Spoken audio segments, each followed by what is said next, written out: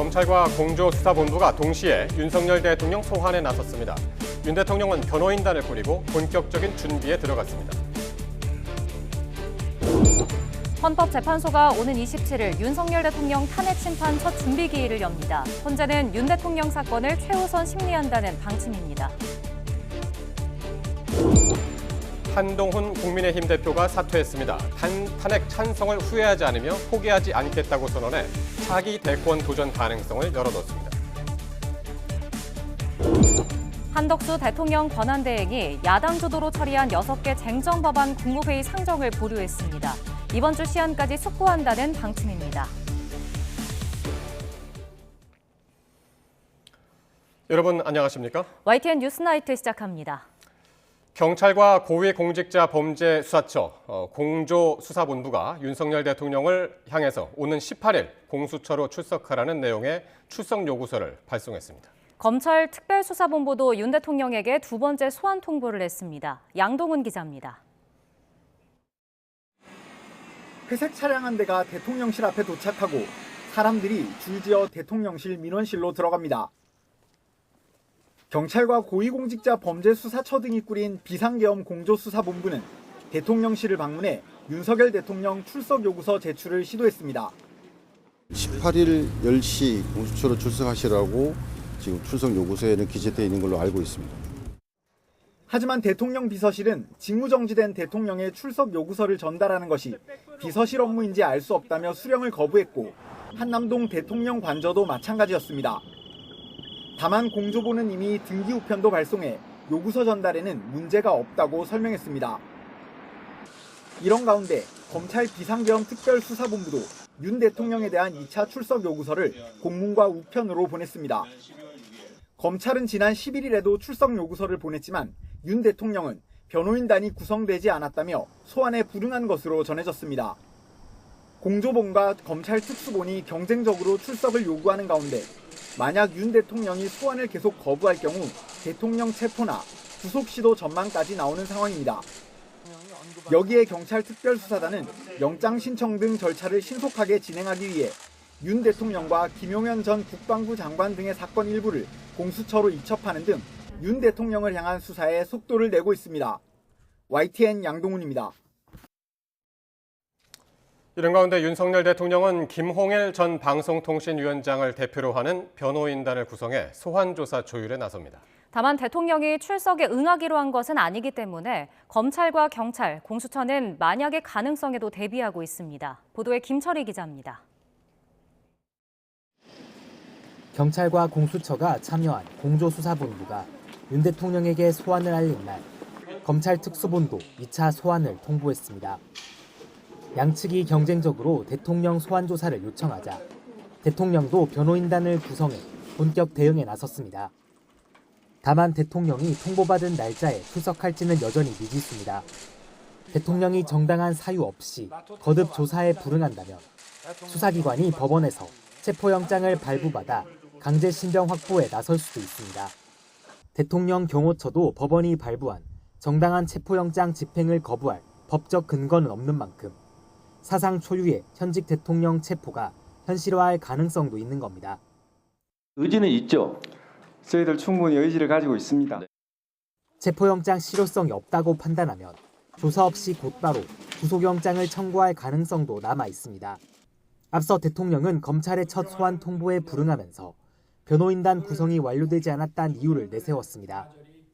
하지만 이제 변호인단 윤곽이 잡힌 만큼 또 다른 이유를 들며 조사에 불응하면 신병 확보 가능성이 더욱 커질 수밖에 없을 거란 분석이 나옵니다. YTN 김철입니다. 헌법재판소가 윤석열 대통령 탄핵 심판 첫 준비 기일을 오는 27일로 지정했습니다. 사건을 이끌어 나가는 주심은 정영식 재판관으로 확인됐습니다. 보도에 김다연 기자입니다. 헌법재판소는 다음 주 금요일인 오는 27일 윤석열 대통령 탄핵 사건의 첫 변론 준비 기일을 열기로 했습니다. 쟁점과 증거를 정리하는 시간인데 당사자 출석 의무는 없어 윤 대통령 출석 여부는 불투명합니다. 제1차 변론 준비 기일을 12월 27일 금요일 오후 2시로 지정한다. 애초 헌재는 원칙에 따라 사건을 이끌어 나가는 주심 재판관을 공개하지 않겠다고 밝혔지만 취재 결과 정형식 재판관이 주심을 맡은 것으로 파악됐습니다. 정 재판관은 현재 재임 중인 헌법재판관 6명 가운데 유일하게 윤 대통령이 직접 지명한 인물입니다. 이와 관련해 문영배 헌재소장 권한대행은 탄핵 사건 4건을 주심으로 맡고 있는 재판관을 배제한 상태에서 무작위 전자배당을 실시했다며 재판관 모두가 대등하게 탄핵 심리에 참여하는 만큼 주심 재판관이 누구냐는 재판의 속도나 방향에 영향을 미치지 못한다고 강조했습니다. 첫 재판관 회의에서 일정을 정리한 헌재는 이제 심판에 박차를 가할 예정입니다. 10명 남짓한 헌법연구관들로 구성된 전담팀을 꾸렸고 윤 대통령에게 답변서 제출도 요구했습니다. 헌법재판관 정원 9명 가운데 3명이 공석이라는 점은 심판 절차의 변수로 꼽혔는데 헌재는 지금 상태로도 심리와 변론이 모두 가능하다고 밝혔습니다. YTN 김다현입니다. 윤석열 대통령의 탄핵 심판은 올해 헌법재판소에 들어온 8번째 탄핵 사건입니다. 언제쯤 결론이 내려질지 관심인데 헌법재판소는 윤 대통령 사건을 최우선으로 심리하겠다고 강조했습니다. 김주영 기자가 보도합니다. 윤석열 대통령 탄핵 심판 사건에 붙은 사건 번호는 2024 헌나 8입니다. 탄핵건에 붙는 헌나 사건 부호를 감안할 때 올해 들어온 8번째 탄핵 심판이라는 뜻입니다. 최재해 감사원장, 이진숙 방송통신위원장에서부터 이창수 서울중앙지검장 등 검사들까지 올해 접수된 7건에 아직 결론이 나지 않은 손준성 검사 사건까지 줄줄이 심판을 기다리고 있습니다. 윤 대통령 탄핵 심판이 접수 순서에 따라 상당 시간 이후 진행되는 것 아니냐는 분석도 나왔는데 헌법재판소는 이를 일축했습니다. 다른 사건들보다 먼저 심리하겠다는 겁니다. 이 사건을 탄핵 심판 사건 중 최우선적으로 심리한다. 이에 따라 헌법재판소는 180일 안에 사건을 처리한다는 내부 규정을 떠나 심리에 더욱 속도를 낼 전망입니다. 내년 4월 문영배, 이미선 재판관이 퇴임한다는 점도 헌재가 심판을 더욱 빨리 진행할 것이라는 분석에 힘을 실어주는 부분입니다. 7명에서 그 탄핵 심판에 대해서 결정을 내려야 되는데 국민들이 어떤 납득하기 어려운 점도 있을 것이기 때문에 그래서 가급적 조속히 변론 절차를 신속히 진행해서 헌법재판소법 51조에 따라 윤 대통령의 내란 혐의 형사재판이 시작되면 헌재가 심판을 정지할 가능성도 남아 있습니다. 하지만 의무사항이 아닌 헌재의 재량인데다 헌재가 신속한 심판 의지를 드러낸 만큼 가능성은 낮다는 지적입니다. YTN 김주영입니다. 더불어민주당이 윤석열 대통령 탄핵소추위원단 구성을 완료했습니다. 민주당은 공지를 통해 정청래 법제사법위원장이 탄핵소추단장을 맡고 최기상 의원이 간사 겸 대변인을 맡는다고 밝혔습니다. 또 위원으로는 박범계, 이춘석 등 민주당 의원 9명과 조국혁신당 박은정, 개혁신당 천하람 의원 등 모두 11명이 선임됐습니다. 탄핵소추단은 윤 대통령 탄핵 재판에 참여하며 검사 역할을 맡게 됩니다. 국민의힘 한동훈 전 대표가 결국 대표직에서 물러났습니다. 탄핵 찬성을 여전히 후회하지 않는다며 마지막까지 뜻을 굽히지 않았는데 이로써 국민의힘은 또 한 번 비대위 체제를 준비하고 있습니다. 송재인 기자의 보도입니다. 탄핵안 가결 직후에도 대표직 유지 의사를 밝혔던 국민의힘 한동훈 전 대표가 이틀 만에 기자회견을 열고 공식 사퇴했습니다. 최고위원들 줄사퇴로 지도부가 무너지면서 더 이상은 임무 수행이 불가능해졌다고 판단한 겁니다. 한 전 대표는 지지자들에게 고개를 숙이면서도 탄핵이 아닌 이 나라에 더 나은 길을 찾아보려 백방으로 노력했지만 결국 그러지 못했습니다. 사퇴 배경이 된 탄핵 찬성을 후회하지는 않는다고 강조했습니다. 부정선거 음모론과 비상계엄 선포 모두 여전히 옹호할 수 없다는 입장도 재확인했습니다. 군대를 동원한 불법계엄을 옹호하는 것처럼 오해받는 것은 산업화와 민주화를 동시에 해낸 이 위대한 나라와 그 국민을 보수의 정신을 우리 당의 빛나는 성취를 배신하는 겁니다. 상황이 이렇다고 민주당 이재명 대표의 혐의가 정당화되지는 않을 거라며 견제의 말도 남겼는데 한 전 대표가 국회를 나서는 길에 함께한 지지자 일부는 눈물을 보이기도 했습니다. 고맙습니다. 이로써 국민의힘은 2020년 당 출범 이후 6번째, 윤석열 정부 들어서만 5번째 비대위 체제를 겪게 됐습니다. 탄핵 비대위인 만큼 당내 경험 많은 인사가 이끌어야 한다는 의견이 중진들 사이에서는 모였지만 총의로 비대위원장 후보군을 추려내지는 못했습니다. 구체적 인물은 거론된 게 없습니다. 다만 어떤 조건, 어떤 평판, 그리고 어떤 능력을 가진 분이 와야 된다. 8년 만에 다시 탄핵의강 앞에 선 국민의힘은 비대위 출범으로 수습에 첫 발을 떼겠다는 계획입니다. 헌재 탄핵 심판 결과에 따라 조기 대선 가능성이 제기되는 상황에서 싸늘해진 여론을 되돌릴 수 있을지가 비대위의 최대 난제가 될 전망입니다. YTN 송재인입니다. 민주당 이재명 대표는 국정을 안정시키기 위한 협의체 구성을 거듭 제안했습니다. 국민의힘은 이 대표가 벌써 대통령 노름에 빠진 거냐며 날을 세웠습니다. 홍민기 기자입니다. 윤 대통령 탄핵 소추안 가결 뒤 열린 첫 지도부 회의. 민주당 이재명 대표는 국정안정과 민생 회복을 거듭 강조했습니다. 한덕수 대통령 권한대행도 동의했다며 여당의 국정안정협의체 참여를 거듭 촉구했습니다. 모든 논의의 주도권은 국민의힘이 가져도 좋으니 국민의힘도 꼭 참여해 주시기를 부탁드립니다. 여당을 향한 총구를 거두지는 않았는데 국민의힘이 광적인 행위를 옹호하고 윤 대통령을 되살려내기 위해 최선을 다하고 있다며 날을 세웠습니다. 아직 내란은 끝나지 않았습니다. 더 큰 내란이 진행 중입니다. 주한미국 상공회의소 인사들을 만나 한국에 투자할 기회라며 탄핵 정국 속 경제교류 방안을 논의하는 등 경제 외교 행보도 이어갔습니다. 사실상 지도자 이미지 구축을 위한 행보란 분석인데 이에 국민의힘은 이 대표가 벌써 대통령 노름에 빠진 거냐며 반격에 나섰습니다. 이 대표가 조기 대선으로 대통령이 되려 재판을 늦추고 있다며 법원에 탄원서를 제출하고 사법부의 신속하고 엄정한 판결을 촉구하는 의원총회 결의문도 채택하는 등 사법 리스크를 고리로 공세 수위를 끌어올렸습니다. 정말 뻔뻔하기 짝이 없습니다. 그동안 이재명 대표는 본인의 재판 절차를 지연시키기 위해 온갖 꼼수를 써왔습니다. 민주당 이재명 대표와 국민의힘 권성동 당대표 권한대행은 첫 상견례 자리를 정하는 데도 신경전을 벌이는 등 주도권 싸움이 한창입니다. 탄핵 정국과 국정공백 우려 속 상대당의 힘을 빼려는 수싸움은 더 치열하게 전개될 것으로 보입니다. YTN 홍민기입니다.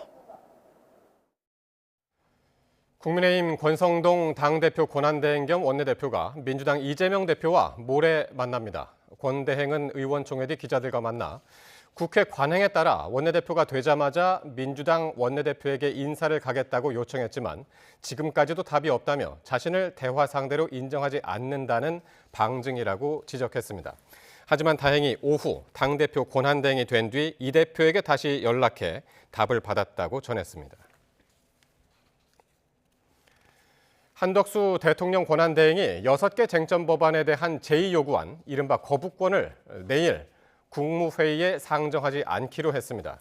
총리실 관계자는 오늘 기자 설명회에서 양곡관리법 등 이른바 농업사업법과 국회법, 국회증언감정법은 여야가 첨예하게 맞서고 있는 만큼 숙고의 시간이 더 필요하다며 이같이 밝혔습니다.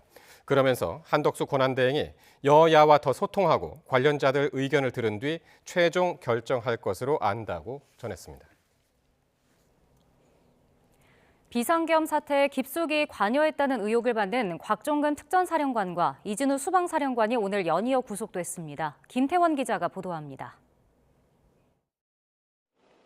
비상계엄 사태를 수사하는 검찰특별수사본부가 이진우 수도방위 사령관을 구속했습니다. 오늘 심사에서 어떤 부분 소명하실 예정인가요? 국민 모든 분께 심려를 끼쳐드려 죄송합니다. 이보다 앞서 707 특임단과 3공수, 9공수 여단을 동원했던 곽종근 육군 특전사령관 역시 구속됐습니다. 외부 위협으로부터 국회를 지키는 임무인 줄 알았다거나 끄집어내라는 지시도 따르지 않았다고 주장하고 있지만 검찰은 이들이 윤석열 대통령 등과 공모해 예하부대의 국회 봉쇄를 지시하고 계엄 해제 요구한 의결을 막으려 했다고 보고 있습니다. 이들을 지휘했던 김용현 전 국방부 장관은 이번 사태와 관련해 가장 먼저 구속됐고 이 사령관이나 곽 사령관과 함께 이른바 한남동 공관회동 3인방으로 꼽히던 핵심 인물인 여인영 국군 방첩사령관도 지난 14일부터 구속 상태로 수사받고 있습니다. 계엄 사령관이었던 박안수 육군참모총장 역시 구속 갈림길에 서 있습니다. 내란 중요 임무 종사 혐의를 받는 계엄군 지휘관들의 신병이 사실상 모두 확보된 건데 검찰이 이례적으로 빨리 윤 대통령 소환에 나설 수 있었던 것도 이 덕분으로 풀이됩니다. 정점을 향한 기초조사를 마무리한 검찰은 의혹의 정점이자 내란 수괴 혐의를 받는 윤석열 대통령에게 피의자 조사를 요구하고 있습니다. YTN 김태원입니다. 문상호 국군 정보사령관이 하루 만에 풀려났습니다. 민간 경찰이 현역 군인을 긴급 체포한 건 법에 어긋난다며 검찰이 제동을 건 건데 경찰은 즉각 반발했습니다. 보도에 부장환 기자입니다. 지난 3일 밤 비상계엄 선포 직후 국군 정보사령부 요원들은 기다렸다는 듯 중앙선거관리위원회로 들이닥쳤습니다. 대통령이 계엄을 선포한 지 2분 만이었습니다. 장관님으로부터 지도받았습니다. 언제 받았습니까? 당일 오전으로 기억하고 있습니다. 문상호 정보사령관은 김용현 전 국방부 장관의 지시에 따랐을 뿐이고 계엄에 구체적으로 관여하지 않았다고 주장했지만 의혹은 걷잡을 수 없이 불어났습니다. 국회 봉쇄 작전이 성공했다면 정보사 최정예 체포조는 곧장 정치인 체포 작전에 돌입했을 겁니다.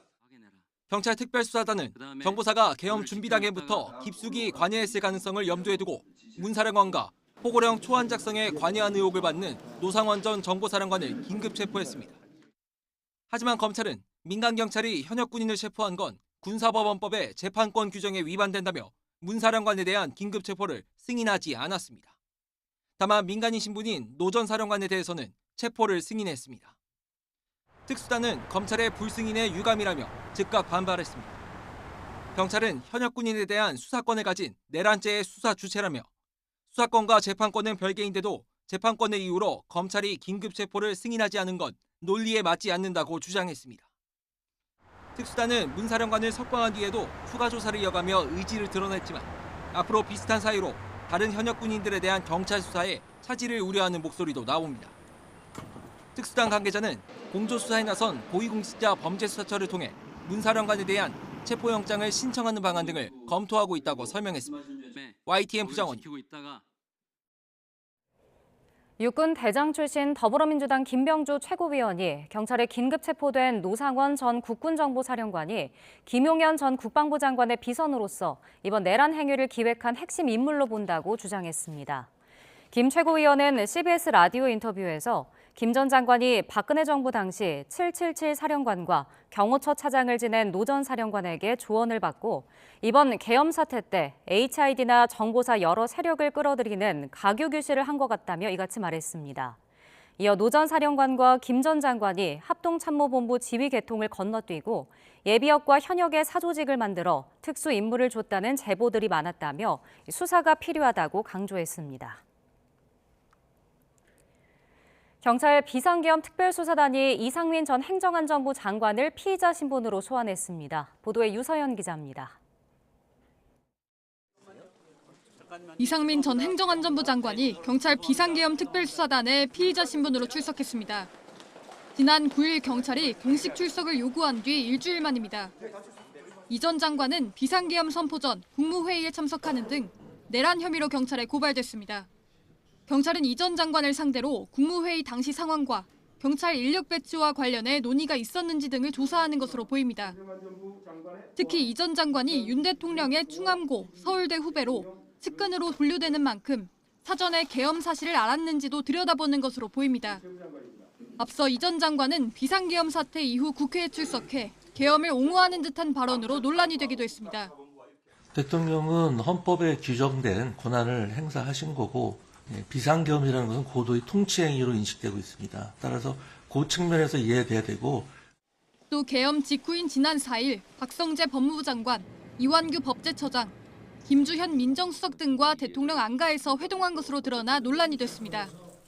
경찰은 이 전 장관 외에도 지난 3일 국무회의에 참석했던 국무위원 7명을 조사했고 고발되지 않은 경우에도 참고인 조사를 진행하고 있다고 밝혔습니다. YTN 유선입니다.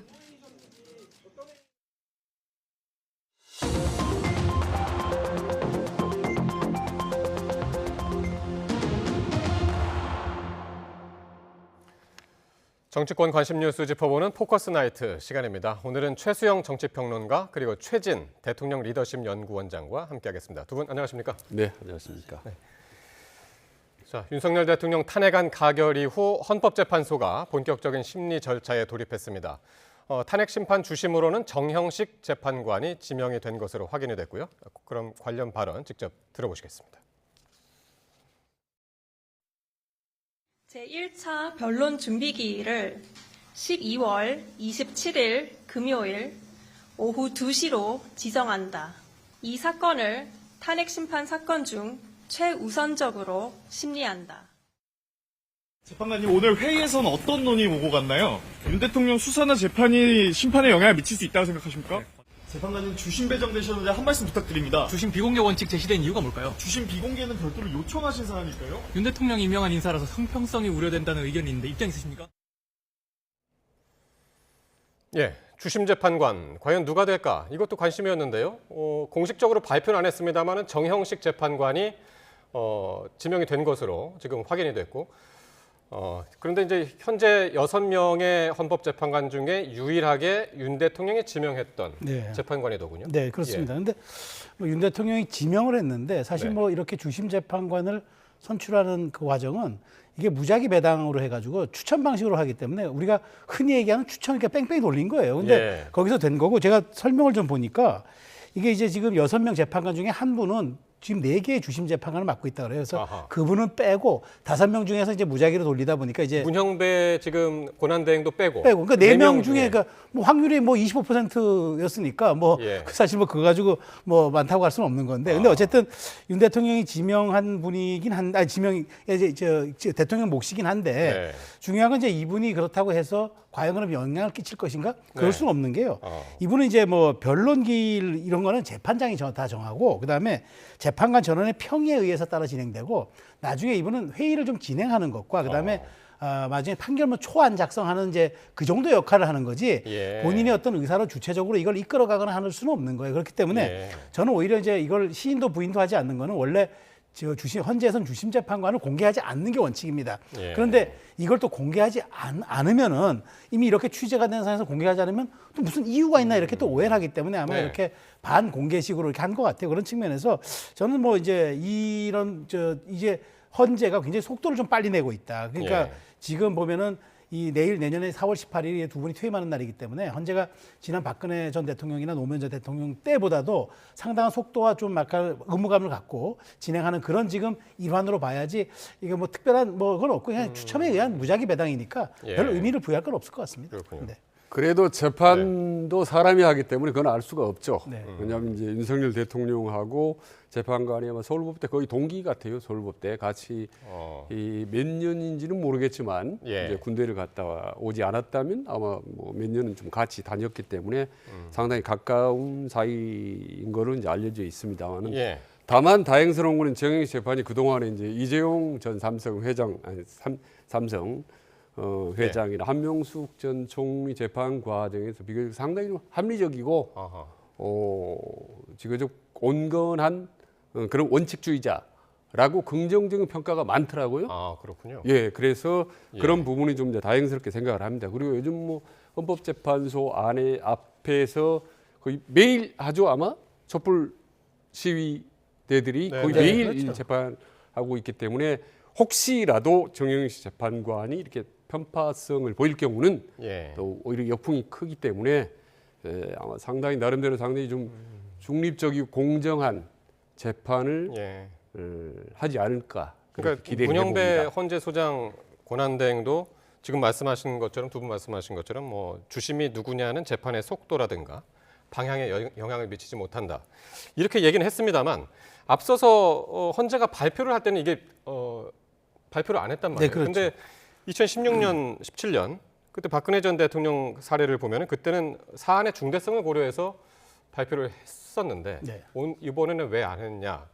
사실 이것 때문에 좀 사실 궁금했던 거거든요. 그렇죠. 근데 이제 이게 우리 이제 사회학 용어에 그 스트라이샌드 효과라는 게 있습니다. 이제 옛날에 바버라 스트라이샌드라고 유명한 가수가 아주 비싼 집을 소유하고 있었는데 그거를 이제 언론이 한번 보도를 했어요. 근데 그냥 아무도 관심 안 뒀는데 그걸 굳이 빼려고 노력하다가 다른 언론들이 이게 뭐지 하고 관심을 가지고 더 크게 보도가 돼가지고 난망하게 된 적이 있어서 그때부터 이제 우리 사회학 용어에 스트라이샌드 효과라는 게 있습니다. 그러니까 뭐 아무것도 아닌 거지만 뭘 자꾸 감추려고 하면 이게 더 나중에 이제 더 폭발적으로 증가하고 뭐 관심이 더 가져서 오히려 역효과가 난다 이런 얘기인데 저는 그래서 원래 관행이니까 이제 시인도 NCND 시인도 부인도 안 하는 것 같아요. 근데 사실 말씀드린 대로 주심 재판관 한 명의 이 재판의 방향성이나 속도성이 좌지우지 될 건 아니기 때문에 그리고 지금 아까 말씀하신 지금 광장도 약간 헌재 앞으로 이동했지만 오늘 하루에만 헌재 이 온라인으로 접속해서 댓글 올리고 한 것만 3만 건이 넘는다는 거예요. 평소 3건, 4건 올라오던 글들이. 그렇기 때문에 국민적 관심이 이렇게 있기 때문에 제가 보기에 오히려 지금 주심으로 배당됐기에 얼마나 많은 큰 부담을 갖겠습니까? 그래서 아마 이제 헌재에서는 이런 것에 대해서 공식적으로 발표하는 게 안 하는 게 관행이니까 이런 식으로 비공식 발표를 하는 것으로 가늠한 게 저는 맞다고 봅니다. 최준 원장님, 지금은 일단 헌재 재판관이 6명이잖아요. 근데 원래는 이제 9명이고 3명이 조만간 채워질까요? 어떻게 예상하십니까? 지금 헌법재판관들이 모여서 하루속히 구인 체제 완전체를 만들자라고 의견을 모아가는 거 보니까 아마 올해 12월 안에는 9명 이루어질 것 같습니다. 지금 나오는 3명이 그러니까 조한창 후보는 국민의힘이 추천을 했고 그 정계선 그리고 마은혁 후보는 민주당이 추천한 후보인데 이번 달 말까지 전부 그 절차를 마무리하겠다는 거죠? 네, 그렇습니다. 그러면 뭐 9명 완전체로 이제 구성이 될 것 같습니다. 박근혜 전 대통령이 탄핵 당시에는 최종적으로 8명 헌법재판관이 전원 만장일치로 해서 이제 탄핵을 인용을 했었습니다. 그때도 1명이 부족했었죠. 근데 지금 9명이 아마 완전체로 될 것 같고, 다음에 이제 9명이 이루어졌을 경우에 6명 이상이 찬성을 하게 되면 인용이 되지 않습니까? 그래서 이제 저분들의 성향이 이제 매우 중요한데 지금 몇 군데 이렇게 분석한 거를 종합해 보면 언론에 이렇게 노골적으로 나오지는 않습니다만은 대충 얼추 9명의 정치적 성향을 굳이 분류를 해본다면 보수와 중도 성향을 가진 분들이 5명, 그리고 진보 성향인 분이 4명 이렇게 분석을 하더라고요. 그러면 중도가를 뺀다면 거의 4대 4입니다. 보수와 진보가.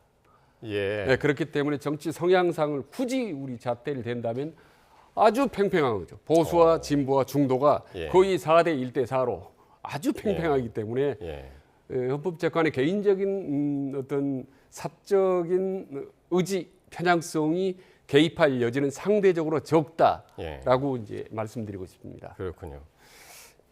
과거 사례 저희가 이제 대통령 탄핵 사건이 이제 2번 탄핵 심판 사건이 2번 있었죠. 노무현 대통령이 한 2달 정도 걸렸고 결과 나올 때까지 박근혜 전 대통령이 이제 석 달 걸렸고. 그렇습니다. 어떻습니까? 지금 더 서두를 가능성도 있다는 뭐 이야기도 나오고 있고요. 그러니까 지금 아까 제가 말씀드린 대로 이제 내년 4월 18일에 2번의 재판관이 퇴임을 합니다. 근데 지금 말씀하신 것처럼 이제 노무현 전 대통령은 탄핵 그 심리까지 최종일이 64일. 그다음에 박근혜 전 대통령은 92일이 걸렸습니다. 그러니까 뭐 얼추 좀 보면 이제 2달 석 달인 거죠. 근데 지금 이제 14일 날 이제 그 탄핵이 가결돼 가지고 지금 헌재로 넘어갔고 그다음에 지금 27일 날 이제 변론 요지서 이제 제출을 받고 한다는 것 아니겠습니까? 그럼 이제 그때부터 사실 심리를 가장 기초적으로 시작을 하는 거죠. 그런데 과거 사례를 보면은 이게 의견서 제출 시한이 노무현 전 대통령 때는 접수 후 11일 그러니까 지금은 13일인 거고요. 11일 그다음에 박근혜 전 대통령은 일주일 7일 걸렸던 겁니다. 그러니까 이번 속도도 뭐 노무현 전 대통령보다 조금 좀 더 긴데 근데 뭐 거의 속도는 비슷하다고 봐야 돼요. 그런데 중요한 거는 내년 4월 18일 날 9인 체제가 설령 지금 출범한다고 해도 7인 체제가 다시 되는 겁니다. 그러면 이 7인 체제에서 나머지 2명을 다시 국회 몫으로 아니면 대통령 몫으로 할 수 있는데 권한대행이잖아요. 권한대행이 어떻게 자의적으로 상황 관리와 일상 관리 정도를 할 권한대행이 판단해서 사람을 추천합니까? 불가할 수가 있다는 거죠. 그러면 9인으로 심리하다가 4월 18일이 지나면 7인 체제에서 이거를 다시 심리를 해야 되고 예. 의견을 내야 됩니다. 예. 그렇다면 또 이 완전성의 문제, 그다음에 심리에 대한 어떤 그런 완결체적인 또 문제, 국민들이 여기에 납득할 수 있는 납득하는 부분과 동의성의 문제 이런 것들이 있을 수 있어서 4월 18일까지 소요된다고 해도 실질적으로 110일 가까이가 소요되는 거니까 과거 사례에 비춰보면 그렇게 뭐 늦다고 할 수 없는 거거든요. 그러니까 지금 최 평론가 말씀은 내년 4월에 문형배 재판관하고 이미선 재판관이 퇴임을 앞두고 있기 때문에 그 전에 뭐 4월 전에 판단이 날 가능성이 높다 이제 그렇게 말씀을 하시네요. 네. 일단 그 가능성 저는 그랬으면 좋겠는데 그 가능성이 많지는 않다고 봅니다. 왜냐하면 지금 김병주 민주당 의원 같은 경우는 2달 이내에 끝냈으면 좋겠다라고 공개적으로 제안했지 않습니까? 근데 진보적인 진영에서는 야 이게 계엄인데다가 내란죄에 해당되기 때문에 엄청 뚜렷하다. 이거는 심판하기가 훨씬 쉽다. 과거 노무현 문재인 때보다. 그렇기 때문에 2달 정도 이내에 금방 판결이 유죄피를 말하자면 인용, 탄핵 인용이 나올 가능성이 높다. 빠른 시일에 이렇게 보는 반면이 있는 반면에 또 다른 한편에서는 이게 윤석열 대통령이 법적 대응을 강력하게 끝까지 하겠다고 천명을 했기 때문에 이게 오히려 윤 대통령이 맘만 먹으면 작심하면 재판을 지연할 수도 있고 그렇죠?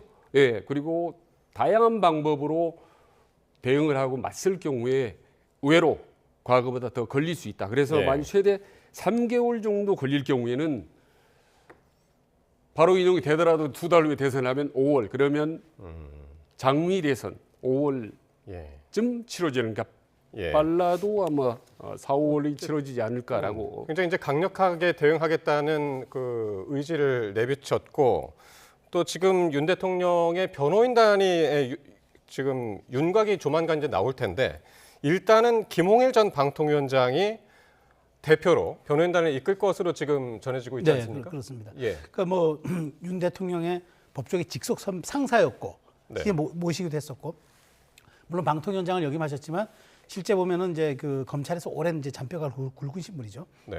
그리고 이제 그 윤 대통령이 이제 믿고 따르는 선배인 걸로 알려져 있습니다. 근데 저분을 중심으로 이제 아마 변호인단이 구성될 텐데 죄송합니다. 지금 말씀하신 것처럼 이 사안에 대해서 갈래가 또 하나가 있습니다. 뭐냐면 말씀하신 것처럼 굉장히 이 사안 자체가 심플하기 때문에 계엄으로만 국한되어 있고 이 계엄이 적법했느냐를 따지는 문제이기 때문에 간단하다고 얘기하지만 근데 의외로 관련 인물이 많고 수사가 지금 진행 중이고 핵심 종사자들은 지금 구속 기소가 돼 있는 상태거든요. 그렇기 때문에 증인 증거 확보에 시간이 좀 많이 걸리거나 아니면 무더기 증인 신청을 할 경우에 시간이 걸릴 수 있다. 그렇지만 이게 180일이잖아요. 현재 심리가.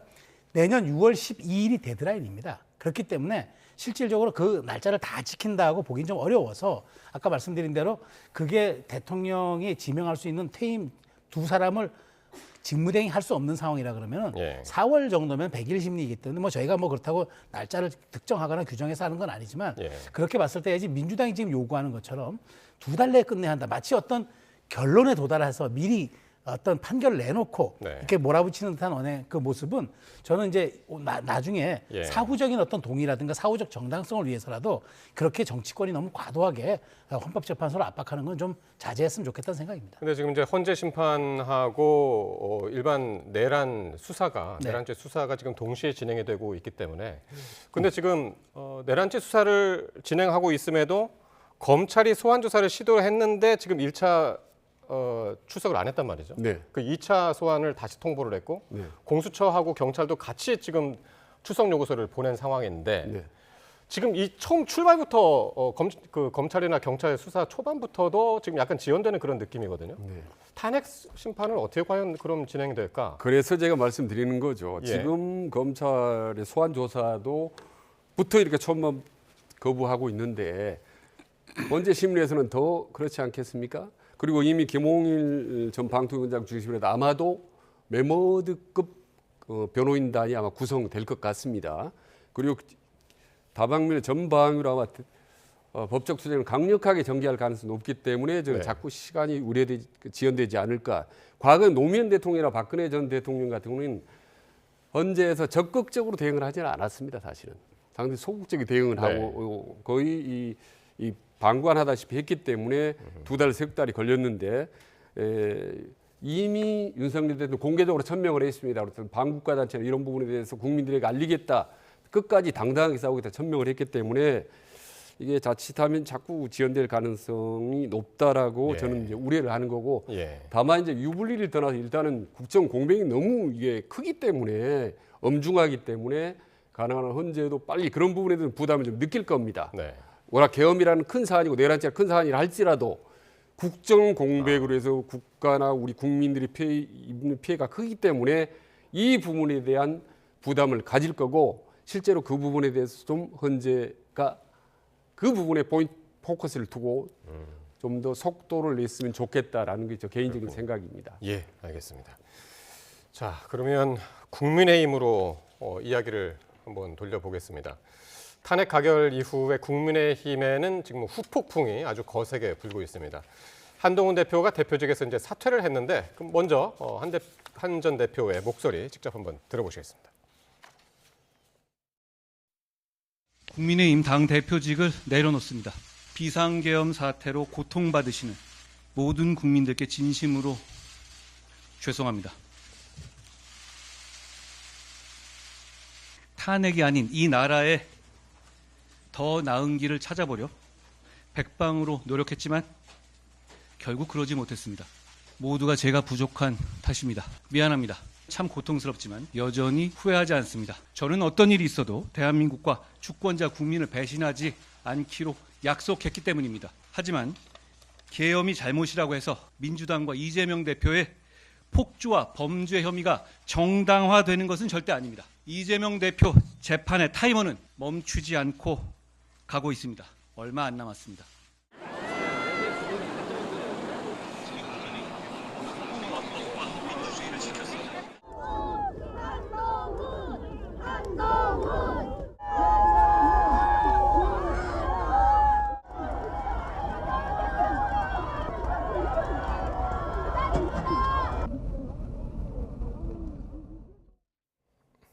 예, 이번 사태에서 윤 대통령이 탄핵이 되느냐 마느냐와 함께 굉장히 관심을 가졌었던 거는 이제 한동훈 대표가 과연 탄핵 사태 이후에 어떻게 될 거냐였는데, 결국에는 오늘 사퇴를 했고요. 근데 나가면서 이야기하는 것이 불법 계엄 막은 것이 진짜 보수의 정신이다라고 얘기했고, 탄핵에 찬성했던 것을 후회하지 않는다라고 강조를 하면서 떠났습니다. 예. 그러니까 한동훈 대표 입장에서는 사실 좀 당혹스러웠을 거예요. 왜냐하면 탄핵이 그러니까 탄핵이 가결되는 것까지는 어느 정도 본인도 예상을 했을 거예요. 그런데 이 후폭풍이 이렇게 본인에게 바로 미칠지는 몰랐을 것 같습니다. 그러니까 왜냐하면 지금 사실상 한 대표를 당에서 대표에서 몰아낼 수 있는 방법은 없어요. 그런데 유일한 게 최고위원 회의가 전부 사퇴를 하는 방법이 있거든요. 네. 그런데 여기에 보험이 2명이 있었단 말이죠. 이른바 자신이 대표 출마할 때 런닝메이트 개념으로 출마했던 장동혁 최고 수석과 그다음에 진종호 의원이 있었죠. 이 두 사람이 아마 견고하게 버틸 거라고 생각했어요. 그래서 한동훈 대표도 사퇴는 없다고 어제까지도 공언하지 않았습니까? 그런데 왜 입장이 바뀌었느냐? 마지막 가결 후 의총에서 굉장히 격론이 벌어졌는데 한 대표가 여기에서 뭔가 조금 리더로서 이렇게 말하자면은 믿음과 신뢰를 주지 못한 것 같아요. 예. 그런 측면에서 아마 이제 두 사람이 사퇴를 하겠다고 하는 순간 뭐 비대위는 자연스럽게 형성되는 거죠. 예. 그래서 이제 당원 당규상 비대위가 구성되면 비대위 구성 권한은 원내대표가 갖기 때문에 권성동 의원으로 갔는데, 한동훈 대표 입장에서는 굉장히 왜 당혹스러웠느냐. 지금 이것을 통해서 본인이 그래도 당의 소수 정파의 리더지만 남아서 뭔가 돌파하고 이 활로를 개척하려고 했던 것 같은데 네. 이미 무력화되고 당원 당규상 형해가 돼버렸기 때문에 버틸 수 있는 방법이 없었던 거죠. 예. 그러니까 지금 나갈 때 메시지는 딱 하나죠. 간결하게 내가 책임지고 나간다. 미안하다. 하지만 탄핵 가결은 시대 정신이었고 어쩔 수 없이 보수의 가치였다. 그러니까 이거에 대해서 나한테 비난하고 더 이상 이제 확장하지 말아달라고 했는데 네. 한 대표는 지금 떠납니다. 떠났고 실질적으로 이제 앞으로 국민의힘에서 얼만큼 다시 돌아올지 모르겠으나, 다만 제가 만일 탄핵이 인용된다 그러면은, 그래서 조기 대선이 된다 그러면은 조기 대선까지는 할 줄가 좀 짧아요. 비행기가 이륙하기에는. 네. 그렇다면 기존에 있던 정치인 중에서 누군가가 다시 후보가 될 수밖에 없는데 그럴 상황이 온다 그러면은 한동훈 대표가 아직도 그래도 뭐 홍준표, 오세훈 등등 여권의 잠룡들과 함께 그래도 조금 높은 수위의 높은 이제 수준의 지지도가 있기 때문에 알겠습니다. 그 기회를 통해서 다시 한번 돌아올 수 있는 기회는 있지만 하여튼 지금은 굉장히 곤혹스러운 처지가 된 여권의 잠룡 얘기는 잠시 뒤에 네. 또 해보고 일단 한동훈 대표 그 지난 토요일 날 탄핵 가결 이후에 진짜 의총 분위기가 상당히 격앙돼 있었던 것 같아요. 거기서 사실 진종호 의원 최고위원 같은 경우는 사퇴하리라고들 예상하신 분들이 많이 없었거든요. 네. 예. 당장 그 의총에서 사전에 한동훈 대표하고 전혀 상의 없이 이제 전격적으로 사퇴를 의사를 표명을 해버린 거죠. 네. 장동희 의원하고 그러니까 어떻게 보면 최고위원 지도부 중에 믿고 있었던 왼쪽 오른쪽 두 기둥이 동시에 네. 한순간에 무너졌기 때문에 이제 한동훈 대표도 어쩔 수 없이 사퇴를 했는데 자 그러면 윤석열 대통령의 계엄 선포가 위헌적이고 불법적이다라고 보는 국민들이 사실 80%가 넘지 않습니까? 근데 그 선봉에 섰던 한동훈 대표가 순식간에 붕괴된 걸 보는 국민들은 어떤 생각을 할까라는 것이 참 많은 국민들이 아마 헷갈리지 않을까 생각을 하고 네. 그리고 외람된 말씀 하나 덧붙이면 윤석열 대통령의 계엄 선포를 언론들은 친위 쿠데타라고 표현을 많이 하지 않습니까? 그렇죠? 그런데 그렇다면 이번 친윤계의 한동훈 재건은 저는 제2차 친위 쿠데타라고 볼 만한 거라고 봅니다. 예. 그래서 마침내 그렇게 보시는군요. 윤석열 대통령 탄핵을 당했지만 친윤파는 다시 당을 장악하게 되고 예. 그래서 당은 장악했지만 또다시 민심으로부터는 거센 공격을 받을 가능성이 매우 높다. 예. 그래서 한동훈은 떠났지만 민심은 거세게 밀려올 것 같다. 예. 국민힘이 점점 더 어려워지는 상황으로 가는 것 같다. 예. 그런 생각을 하기 참 안타깝습니다. 한동훈 대표가 사퇴를 하면서 이제 국민의힘은 비상대책위 체제로 또 전환을 하게 됐습니다. 당을 새로 이끌 비상대책위원장 인선에 눈길이 쏠리고 있는데요. 권성동 당대표 권한대행의 발언 들어보시겠습니다.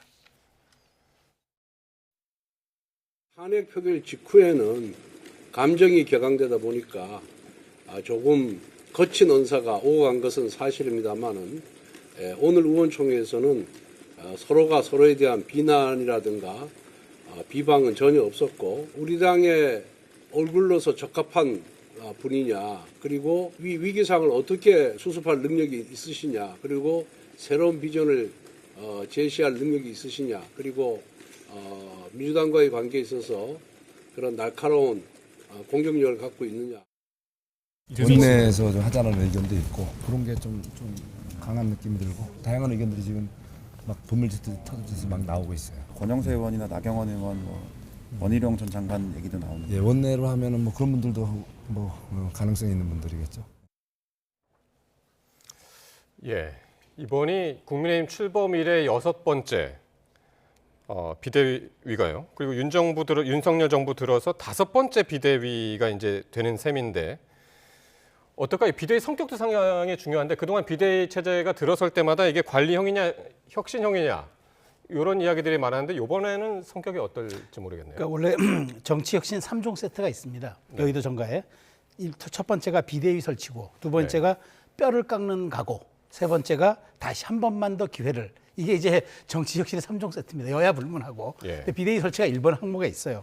근데 지금 다시 비대위인데 지금 뭐 관리형이냐 혁신형이냐 말씀 주셨는데 이번은 그런 사안이 아닙니다. 이번은 수습형입니다. 수습형입니다. 왜냐하면 지금 보십시오. 그 권성동 원내대표가 지금 3가지 얘기를 정확히 했는데 이게 방점이 있어요. 위기 상황 수습 능력이 1번입니다. 두 번째, 새로운 비전 제시 능력이 2번째입니다. 세 번째가 대야 공격성입니다. 근데 대야 공격성은 3번째로 밀린 걸로 봐서는 이게 지금 방점이 아니라는 거죠. 1번과 2번이 뭐냐? 위기 상황 수습 능력입니다. 그리고 두 번째가 비전 제시. 그러니까 순번대로 따진다면 가장 이번 비대위는 그 수습형 비대위라는 겁니다. 그렇기 때문에 저는 이제 그 국민의힘 내부에서 좀 고민을 할 겁니다. 권성동 의원이 5선이고 비대위원장, 지금 원내대표입니다.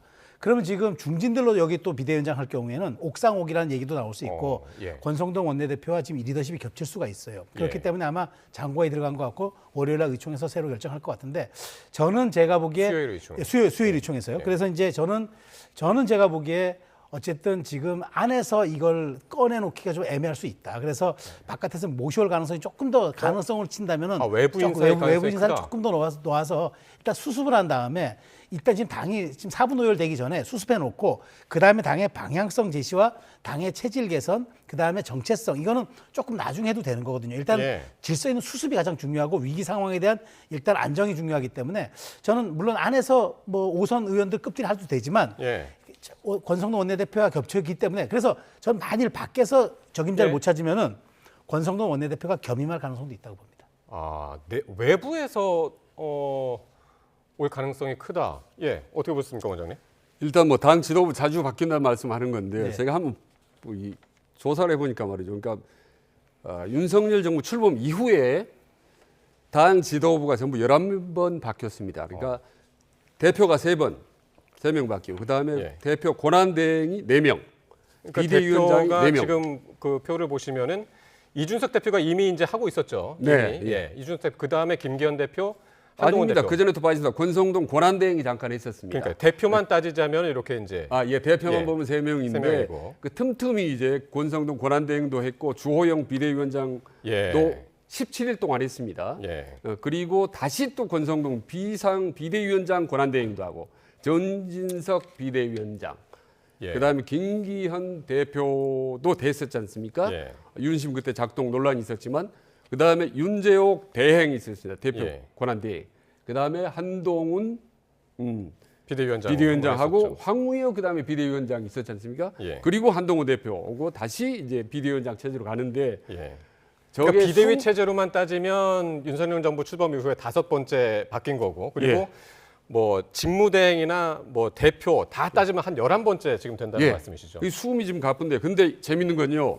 여기서 권성동 대표가 3번을 했습니다. 지금 대표 권한 대행을 지금 먼저 하고 이번까지 하면 2번째 하고 있는 거고 비대위원장 대행까지 했습니다. 3번 하고 있는 거죠.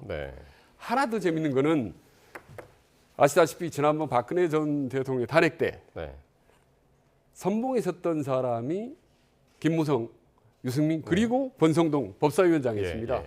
그때 국회 탄핵위원회도 의결서 가지고 와서 헌재 가지고 간 사람 권성동 대표 아니겠습니까? 근데 그때 탄핵에 선봉에 섰다고 해서 권성동 의원에게 배신자라고 하지 않지 않았습니까? 그래서 지금 한동훈 대표가 어떻게 보면 민심에 부응하는 어떤 계엄에 반대해서 지금 배신자 논란 공격을 받는 건 상당히 모순적인 거죠. 권성동 원내대표는 당시에 이제 탈당했다가 다시 복귀를 한 케이스죠, 그죠? 바른정당으로 갔다가. 그러나 지금 누구도 배신자라고 하지 않지 않습니까? 그리고 승승장구해서 지금 5선 아니겠습니까?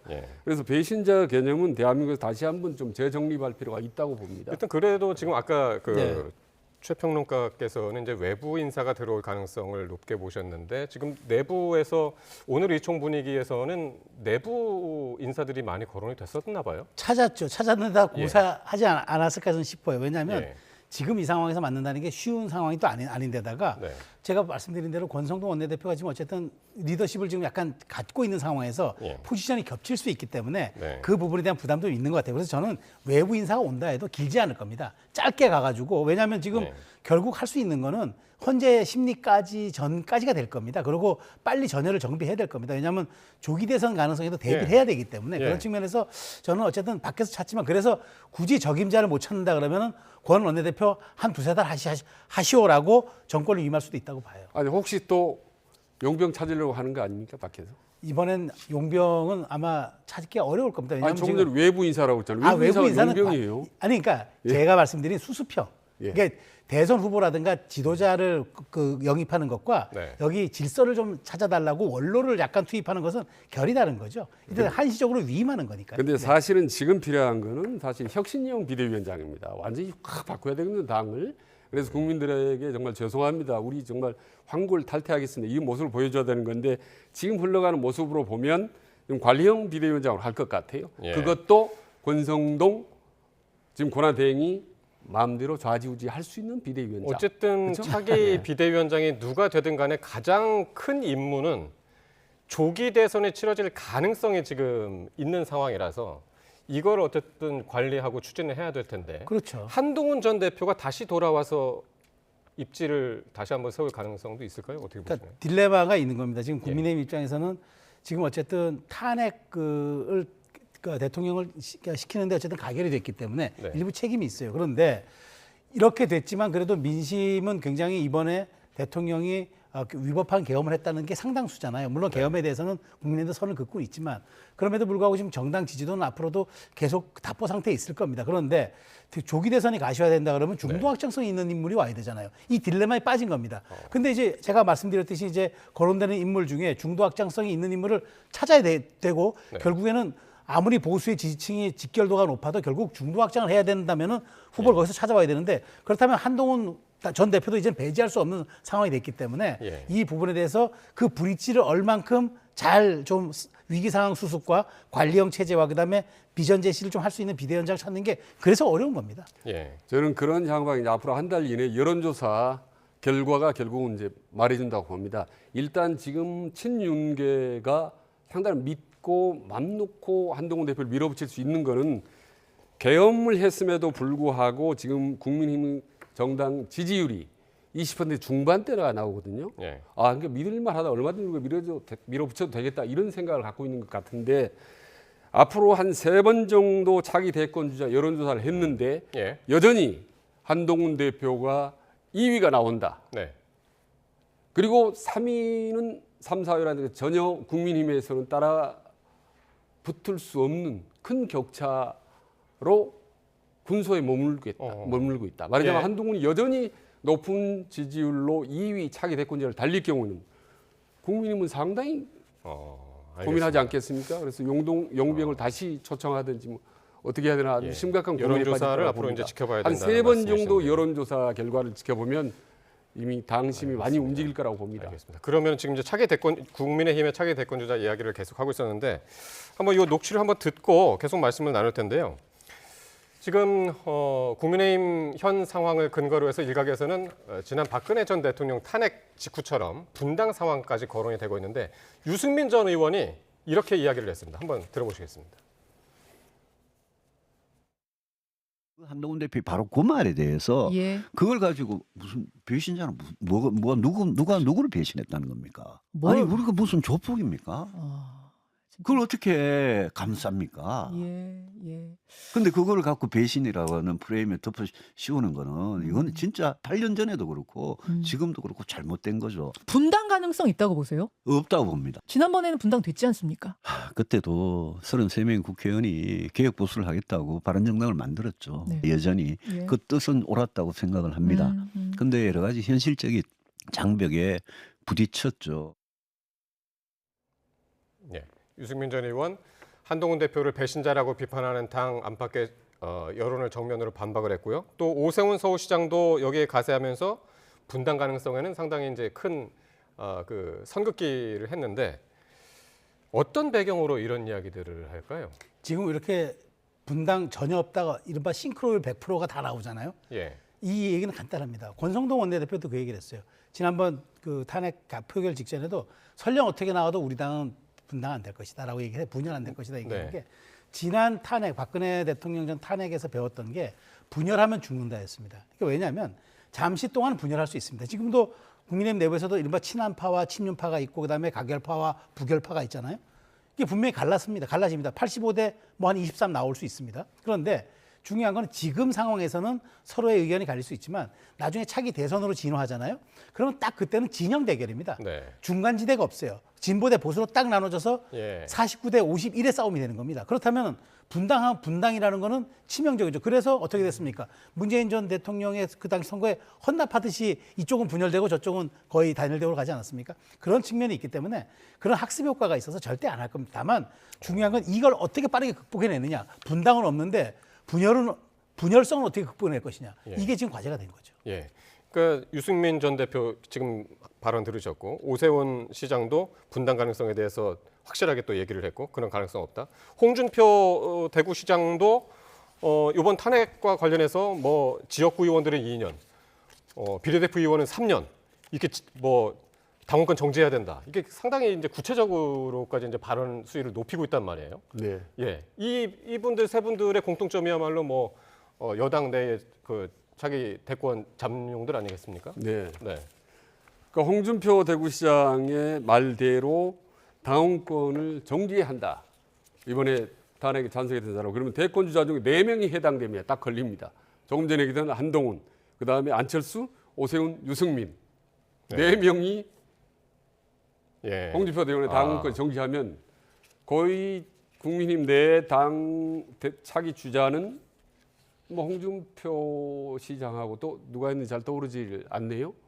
없지 않습니까? 요즘에 약간 나경원 의원도 좀 생각이 있다고 하지만은 그래서 현실적으로 뭐 이거는 뭐 불가능하다고 보는 거고, 그리고 요즘 뭐 어떻게 보면 안철수 전 대표 전 의원이죠. 의원도 뭐 탄핵에 선봉했었지만 뭐 요즘 배신자 소리는 전혀 안 나오는 것 같아요. 오히려 소신이 있다라는 얘기가 나올 것 같기 때문에 저는 뭐 한 홍준표 시장이 이렇게 공개적으로 강조하는 이유는 뭐 충분히 뭐 짐작을 할 수 있지만 당원권 정지라든지 이런 부분들은 뭐 실효성이 뭐 전혀 없다고 봅니다. 저도 실효성이 없다고 봐요. 그러니까 저 얘기는 홍준표 시장의 얘기는 지금 우리 당이 정체성을 회복해야 된다. 그러니까 이제 우리가 90명이라도 우리가 똘똘 뭉쳐서 제가 아까 말씀드린 대로 결국 대선으로 가면은 49대 51의 싸움으로 가니까 우리가 정체성을 확보하고 우리가 단일 대우를 유지하는 게 중요한 거지, 우리가 자꾸 사분 오열되는 거 이게 오히려 우리에게 해악이다라는 얘기를 하는 거지. 실제로 당원권 정지 2년 3년 시키면은 저 국회의원은 당 소속이 아니라는 얘기가 마찬가지인데 그게 성립이 되겠습니까? 그러니까 지금 이 대통령제에 대해서 이번 기회에 이 승자 독식의 이 방식을 전체적으로 좀 바꿔야 된다. 그런 얘기가 지금 뭐 어차피 51대 49 뭐 이런 얘기가 또 다시 나오니까요. 그런 뭐 큰 얘기도 지금 동시에 나오고 있는데요. 한덕수 권한대행 이야기를 다시 해보면요, 이번에 권한 범위를 두고 계속 논란인데 과연 제2요구권 거부권을 행사할 수 있을 것이냐, 이게 관심이었는데 일단 지금 6개 쟁점 법안은 내일 국무회의는 상정하지 않기로 했습니다. 이건 어떻게 판단을 해야 됩니까? 그러니까 21일로 연기한 거죠. 좀 시간을 번 겁니다. 21일까지 할 수 있으니까. 근데 저는 이 부분에 대해서는 고건 전 총리 시절에 사면권하고 거창 양민 학살 특별법에 대해서 거부권 행사한 적이 있어요. 왜냐하면 이게 지금 이 한덕수 총리 앞에 온 지금 이 법안이 양곡관리법을 포함한 농업사법과 그다음에 내란특검법, 김건희사 특검법 이거예요. 그런데 사실 농업사법 같은 양곡관리법 같은 경우는 본인이 국무총리 할 때부터 지속적으로 반대해 왔고, 이거는 남은 쌀을 국가가 의무적으로 매입하거나 아니면은 다른 농산물 가격도 하락할 경우에 국가가 무조건 보존해 준다. 이거 시장 원리에 위반되는 데다가 향후 우리 농업 경쟁력에 문제가 있거든요. 그러니까 저는 이건 소신대로, 그러니까 말하자면 지금 상황 관리에 안정적인 상황 관리에 찍혀 있지만 그럼에도 불구하고 이거는 총리로서 권한 대응으로서 할 수가 있는데 중요한 거는 내란특검법과 김건희 여사 특검법을 어떻게 할 것이냐, 이게 쟁점일 거예요. 그런데 저는 이 부분 아마 이렇게 정리하지 않을까 싶어요. 이 부분 이번에는 이번에 특검이 오더라도 이게 사실 야당이 추천한 특검이고 직무대행이 사인하지 않더라도 시간이 지나면 최 연장자가 무조건 특검이 되는 거예요. 야당 추천 특검인 거죠. 그러니까 이 위헌적 요소, 이 독소 조항만 다시 여야가 논의해서 보내준다면 판단하겠다. 이런 식으로 절충안을 낼 수도 있다고 보는데 무조건 총리는 기계적인 중립을 지켜라라고 지금 야당이 요구하는 거는 조금 과도한 측면이 있다. 뭐 이거 또 사인하면 그때 또 탄핵할 겁니까? 그래서 그런 측면 한번 고민해봐야 할 시점이라고 봅니다. 나름대로 제가 이제 대안을 절충안을 제시하자면 거부권은 지금 특수한 상황에서 저는 행사를 하는 것이 바람직하다고 봅니다. 다만 정책이나 민생과 관련된 부분은 거부권을 행사해도 된다. 이런 부분은 야권도 사실 용인해 줘야 되는 겁니다. 왜냐하면 정책적 소신이 달라질 수 있기 때문에 이 부분은 한덕수 대행이, 권한대행이 거부권을 행사할 수 있다고 저는 봅니다.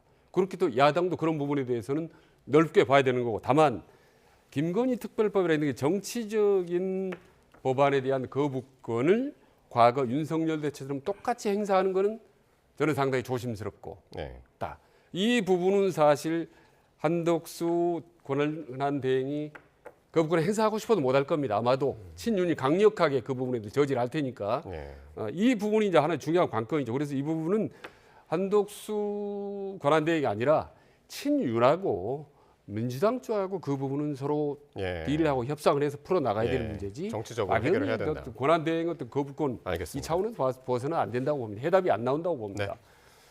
자, 이런 가운데 오늘 이재명 대표가 거듭 국정 정상화를 위한 초당적인 협의체죠. 국정안정협의체를 제안을 했습니다. 실현 가능성에 또 시선이 쏠리고 있는데요. 직접 들어보시겠습니다. 국정안정협의체는 지금 대통령 권한 대행도 동의하는 꼭 필요한 일입니다. 모든 논의의 주도권은 국민의힘이 가져도 좋으니 국민의힘도 꼭 참여해 주시기를 부탁드립니다.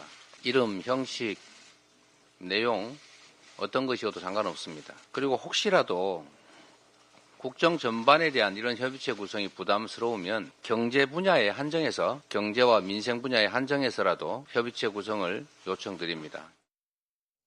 예. 이재명 대표는 거듭해서 이 국정안정협의체 가동해야 된다고 하고 있고 한덕수 권한대행은 협력할 준비가 돼 있다고 화답을 했는데 권성동 원내대표는 여당은 지금 우리인데 무슨 소리냐 계속 거부를 하고 있어서 이게 어떻게 결론이 날지 모르겠습니다. 그러니까 저는 이재명 대표가 속도 조절을 좀 할 필요가 있다고 봐요. 지금 이 얘기는 뭐냐면 논의 테이블에 올려라. 우리도 어떤 한 분야의 지분을 갖고 참여하겠다는 얘기인데 총리의 안정적 국정 운영에 권한대행의 안정적 국정 운영에 우리가 최대한 지원하겠다면 될 일이고 아주 사안별로 우리가 협조하겠다면 될 일이지 굳이 이걸 협의체를 만들어서 명시적으로 하겠다는 거는 이재명 대표가 여의도 대통령임을 보여주고 국정 전반에 걸쳐서 영향력을 행사하려는 의도입니다. 그리고 어쨌든 지금 대통령이 직무는 정지됐지만 엄연한 여당이고 헌재 심리가 나올 때까지는 대통령직위를 유지하고 있습니다. 그런데 이런 식으로 지금 하는 거는 뭔가 중도 확장도 보여주고 내가 여의도에서는 내 말을 들어야 결국 정부도 돌아갈 수 있다는 걸 은연중에 과시하는 건데 이게 잘못하면 협박으로 비춰질 수도 있고. 국민의힘에서는 그 표현을 대통령 놀이라고. 그렇죠. 하더군요. 이렇게 여의도 대통령화시키는 거는 제가 보기에 지금 이재명 대표가 너무 이렇게 과도하게 나서는 거는 나중에 역풍 맞을 수도 있습니다. 다만 그냥 돕겠다. 안정적 국정 운영에 우리도 최대한 뒷받침하겠다 하면 될 일을 굳이 이렇게 명시적으로 꺼내는 의미는 다 속내가 있기 때문인 거죠. 네, 주 원장님. 그러니까 저 이재명 대표의 발언 자체가 다분히 저는 전략적 메시지라고 봅니다. 국민들의 은근히 혹은 지지자들에게 국정의 주도권은 우리에게 넘어왔다라는 걸 은근히 그런 부분을 과시하는 측면도 있고 또 하나는 지금 국정 공백인 상태에서 우리 야당도 같이 나라를 걱정하고 함께 가겠다. 그래서 중도층으로 향해서 자꾸 우리 야당도 마냥 반대만 하는 게 아니라 한덕수 대행에게도 탈핵도 하지 않고 또 경제도 우리가 같이 걱정하고 함께 논의하는 이런 수권 야당의 면모를 보이기 위한 다분히 이제 전략적 메시지라고 봅니다. 그리고 여당이 또 반대할 걸로 충분히 또 예상을 하고도 저런 발언을 합니다만은 저는 그럼에도 불구하고 국민의힘이나 권성동 대표가 마냥 단칼로 잘라버리지 말고 상당 부분 어느 일정한 부분들을 참여하면서 또 나름대로 이렇게 견제도 하는 차단도 하는 이런 좀 운영묘 말하자면 강온 양면 전략을 보여주는 것이 국민의힘에게도 저는 도움이 될 거라고 봅니다. 모레 이제 이재명 대표하고 권성동 원내대표가 만난다고 했으니까요. 그 자리에서 또 어떤 이야기들이 오가는지 한번 보겠습니다. 지금까지 최수영 정치평론가 그리고 최진 대통령 리더십 연구원장과 함께했습니다. 두 분 고맙습니다.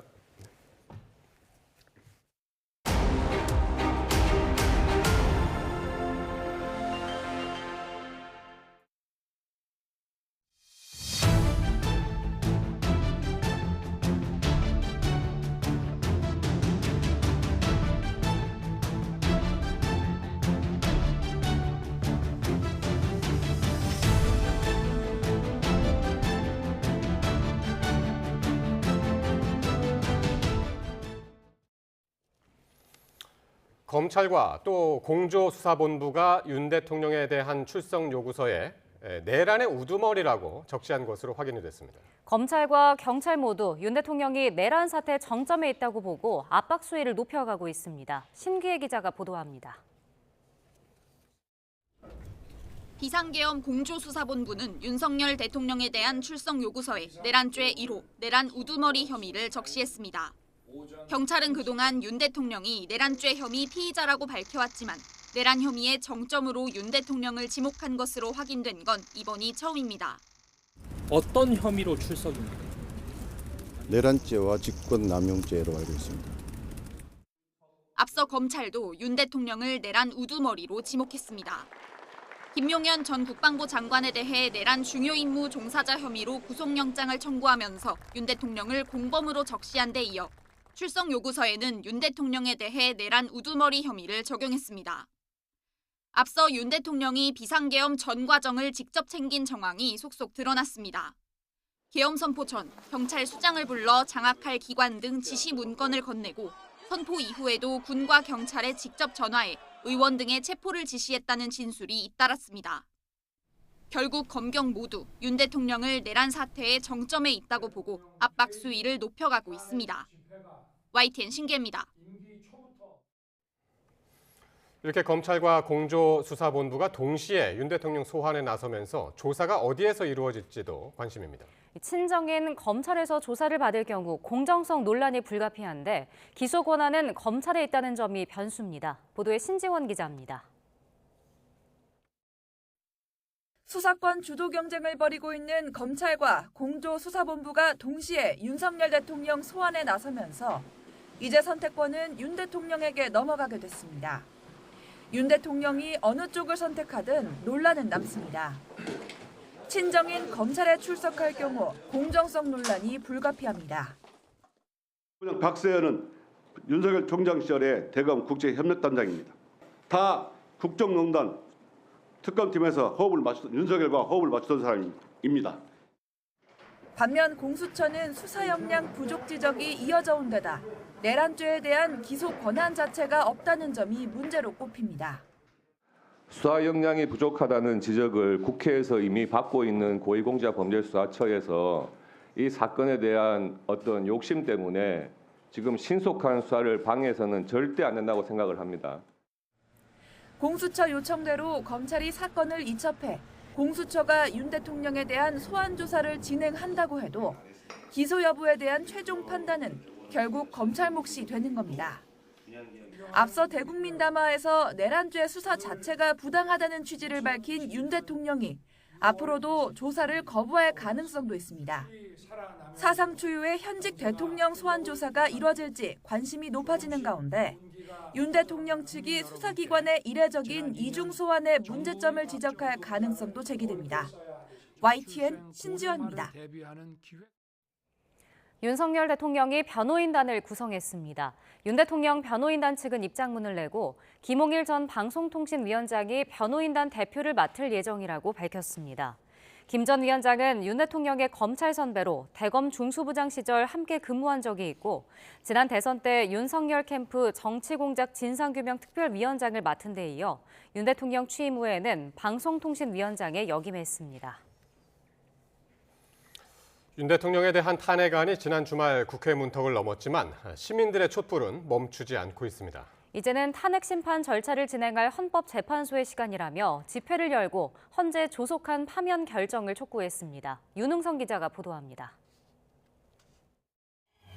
윤석열 대통령의 탄핵소추안이 가결된 뒤 맞는 첫 평일 저녁이었지만 촛불은 꺼지지 않았습니다. 민주노총 등 1,500여 개 시민단체가 함께하는 윤석열 즉각퇴진 사회 대개혁 비상행동은 헌법재판소와 직선거리로 500m 떨어진 경복궁 동십자각 앞에서 집회를 열었습니다. 이들은 이제 윤 대통령 탄핵의 공은 헌재로 넘어왔다며 조속한 탄핵 절차 진행과 파면을 촉구했습니다. 이번에는 헌법재판소에서 재판을 해야 하긴 하지만 그 전까지 시민들의 도움이 필요하다고 생각하기 때문에 월요일이지만 나왔습니다. 어김없이 응원봉이 등장했고 주최 측 추산 남녀노소 각계각층의 시민 2,000명이 모였습니다. 10대, 20대 애들이 막 그렇게 윤석열을 타도하고 윤석열을 처단하라고 그렇게 외치는데 저는 아무것도 안 하고 있으니까 젊은 친구들한테 우리 그 기성세대로서 오히려 나이 먹은 사람들이 빚을 진 것 같아서. 비슷한 시각 서울 보신각 앞에서도 시민단체 촛불 행동이 주최하는 윤 대통령 파면 촉구 집회가 열렸습니다. 익숙한 음악에 윤 대통령 퇴진을 요구하는 가사를 바꿔 부르며 공연장 같은 분위기가 이어졌습니다. 무거운 주제를 다루는 집회지만 약간 K-팝 콘서트 같기도 하고 정말 평화로운 방식으로 힘차게 시민들이 목소리를 내고 있는 한국사의 사회학 교재 같은 촛불 행동 등이 이번 주 평일 저녁 내내 집회를 이어가겠다고 밝혀 윤 대통령의 파면을 촉구하는 목소리는 헌재 판단이 나올 때까지 계속될 것으로 보입니다. 집회를 마친 참가자들은 헌법재판소 인근까지 행진하며 윤 대통령의 파면을 촉구했습니다. 보수 성향 단체들은 윤 대통령의 계엄 선포가 정당하기 때문에 탄핵안 가결 자체가 무효라며 광화문 등에서 맞불 집회를 열었습니다. YTN 윤웅성입니다. 대표직에서 물러난 국민의힘 한동훈 전 대표가 지지자들에게는 죄송하다면서도 계엄 해제에 앞장서고 또 탄핵을 찬성한 것은 여전히 후회하지 않는다고 말했습니다. 직접 들어보시겠습니다. 탄핵이 아닌 이 나라에 더 나은 길을 찾아보려 백방으로 노력했지만 결국 그러지 못했습니다. 모두가 제가 부족한 탓입니다. 아무리 우리 당에서 배출한 대통령이 한 것이라도 우리가 군대를 동원한 불법 계엄을 옹호하는 것처럼 오해받는 것은 산업화와 민주화를 동시에 해낸 이 위대한 나라와 그 국민을, 보수의 정신을, 우리 당의 빛나는 성취를 배신하는 겁니다. 어느 젊은 기자 한 분이 제가 당대표에서 쫓겨나는 이유가 된 이번 탄핵 찬성을 후회하느냐고 물었습니다. 마음 아프신 우리 지지자분들 생각하면 참 고통스럽지만 여전히 후회하지 않습니다. 저는 어떤 일이 있어도 대한민국과 주권자 국민을 배신하지 않기로 약속했기 때문입니다. 국민의힘은 모레 다시 의원총회를 열고 한동훈 대표 사퇴에 따른 비상대책위원장 인선을 논의하기로 했습니다. 권성동 당대표 권한대행 겸 원내대표는 관련 논의를 진행했지만 아직 결론을 내지 못했다며 이같이 말했습니다. 원내 또는 원외 인사 중 가닥이 잡혔는지 묻는 질문에는 아직 백지 상태로 보면 된다고 답했습니다. 한동훈 전 대표는 재임하던 5개월간 윤 대통령과 차별화된 목소리를 내면서 갈등의 골을 고스란히 드러냈는데요. 조기 대선이 현실화될 경우 출마를 결정하게 될지 주목됩니다. 손효정 기자입니다. 한동훈 전 대표가 정치권에 등판한 건 총선 대비로 여당 비상대책위원장에 임명된 지난해 12월. 법무부 장관에서 곧바로 여당 총선을 지휘하는 수장 자리에 올랐지만 취임 직후부터 용산 대통령실과 파열음을 빚기 시작했습니다. 김건희 여사 명품 가방 수수 논란을 비롯한 여권 발악제에 국민 눈높이를 강조하는 과정에서 대통령실로부터 사퇴 요구까지 받은 겁니다. 제가 사퇴 요구를 거절했기 때문에 구체적인 내용에 대해서는 말씀드리지 않겠습니다. 제 임기는 총선 이후까지 이어지는 것으로 알고 있는데요. 총선 참패에 책임을 지고 물러났던 한 전 대표. 비대위원장 사퇴 2달여 만에 전당대회 출사표를 던지며 당권 경쟁에 뛰어들었습니다. 62.8% 과반을 웃도는 득표율로 당대표로 선출된 뒤에도 줄곧 내세운 건 변화와 쇄신이었습니다. 미래로 가는 첫날은 당원 동지 여러분과 함께 할 수 있어서 저는 행복합니다. 우리가 바라는 변화의 시작 함께 합시다. 물론 대통령과 갈등의 골은 비대위원장 때보다 더 깊어졌습니다. 김경수 전 경남도지사 복권 반대, 2026학년도 의대 증원 유예 입장 등 국면마다 용산과는 다른 목소리를 냈고 김 여사 의혹을 두고 인적 쇄신과 사과, 특별감찰관 임명 등을 요구하면서 당정 관계는 회복하기 어려운 수준으로 치달았습니다. 친윤계를 중심으로 제기된 당원 게시판 비방글 작성 의혹으로 곤욕을 치른 것도 잠시, 비상계엄 사태로 계파 갈등은 극에 달했습니다. 계엄 선포 직후 위헌, 위법한 계엄을 막겠다며 계엄 해제 표결을 주도했고 탄핵에는 오락가락 입장을 번복하다가 끝내 찬성으로 돌아섰습니다. 저는 당론으로서 탄핵을 찬성하자는 제안을 드립니다. 탄핵안 가결 뒤에도 직을 유지하겠다고 밝혔지만 책임론이 거세게 제기됐고 선출직 최고위원 전원 사퇴로 한동훈 체제는 무너졌습니다. 다만 한 전 대표는 사퇴 당일 지지자들을 만나 포기하지 않겠다고 선언하며 차기 대권 도전 가능성을 열어뒀습니다. 여러분, 잠깐만. 저는 이 나라가 잘 되게 하는데 끝까지 최선을 다할 겁니다. 여러분 고맙습니다. 한 전 대표가 유력 대권 주자로 평가받고 있는 건 사실이지만 비상계엄 국면에서 원내 장악의 한계를 고스란히 드러낸 가운데 조기 대선이 현실화되면 다시 주도권을 잡을 수 있을지 관심이 쏠립니다. YTN 손유정입니다. 한덕수 대통령 권한대행이 야당 주도로 국회를 통과한 쟁점 법안에 대한 거부권 행사를 고심하고 있습니다. 일단 내일 국무회의에는 관련 안건을 상정하지 않기로 했습니다. 이종구 기자입니다. 현재 거부권 대상이 된 법안은 모두 6건입니다. 지난달 야당 주도로 처리한 양곡관리법 등 이른바 농업 4법과 국회법, 국회 증언 감정법입니다. 국민의힘은 앞서 탄핵 소추를 앞둔 윤석열 대통령에게 거부권 행사를 건의했습니다. 대통령의 제2요구권 행사를 정식 요청하였고 이 요청은 지금도 유효한 상황입니다. 6개 법안의 거부권 행사 시한은 오는 21일입니다. 또 다른 쟁점 법안은 내란 특검법과 네 번째 국회를 통과한 김건희 여사 특검법입니다. 아직 정부에 이송되지 않아 거부권 행사 대상이 아니지만 정가에선 이달 말이나 내년 초쯤 결정의 순간이 다가올 것으로 보고 있습니다. 직무대행은 교과서적으로 보면 현상 유지 관리가 주 업무이고 현상을 변경하거나 새로운 질서를 형성하는 것은 허용되지 않는 게 원칙입니다.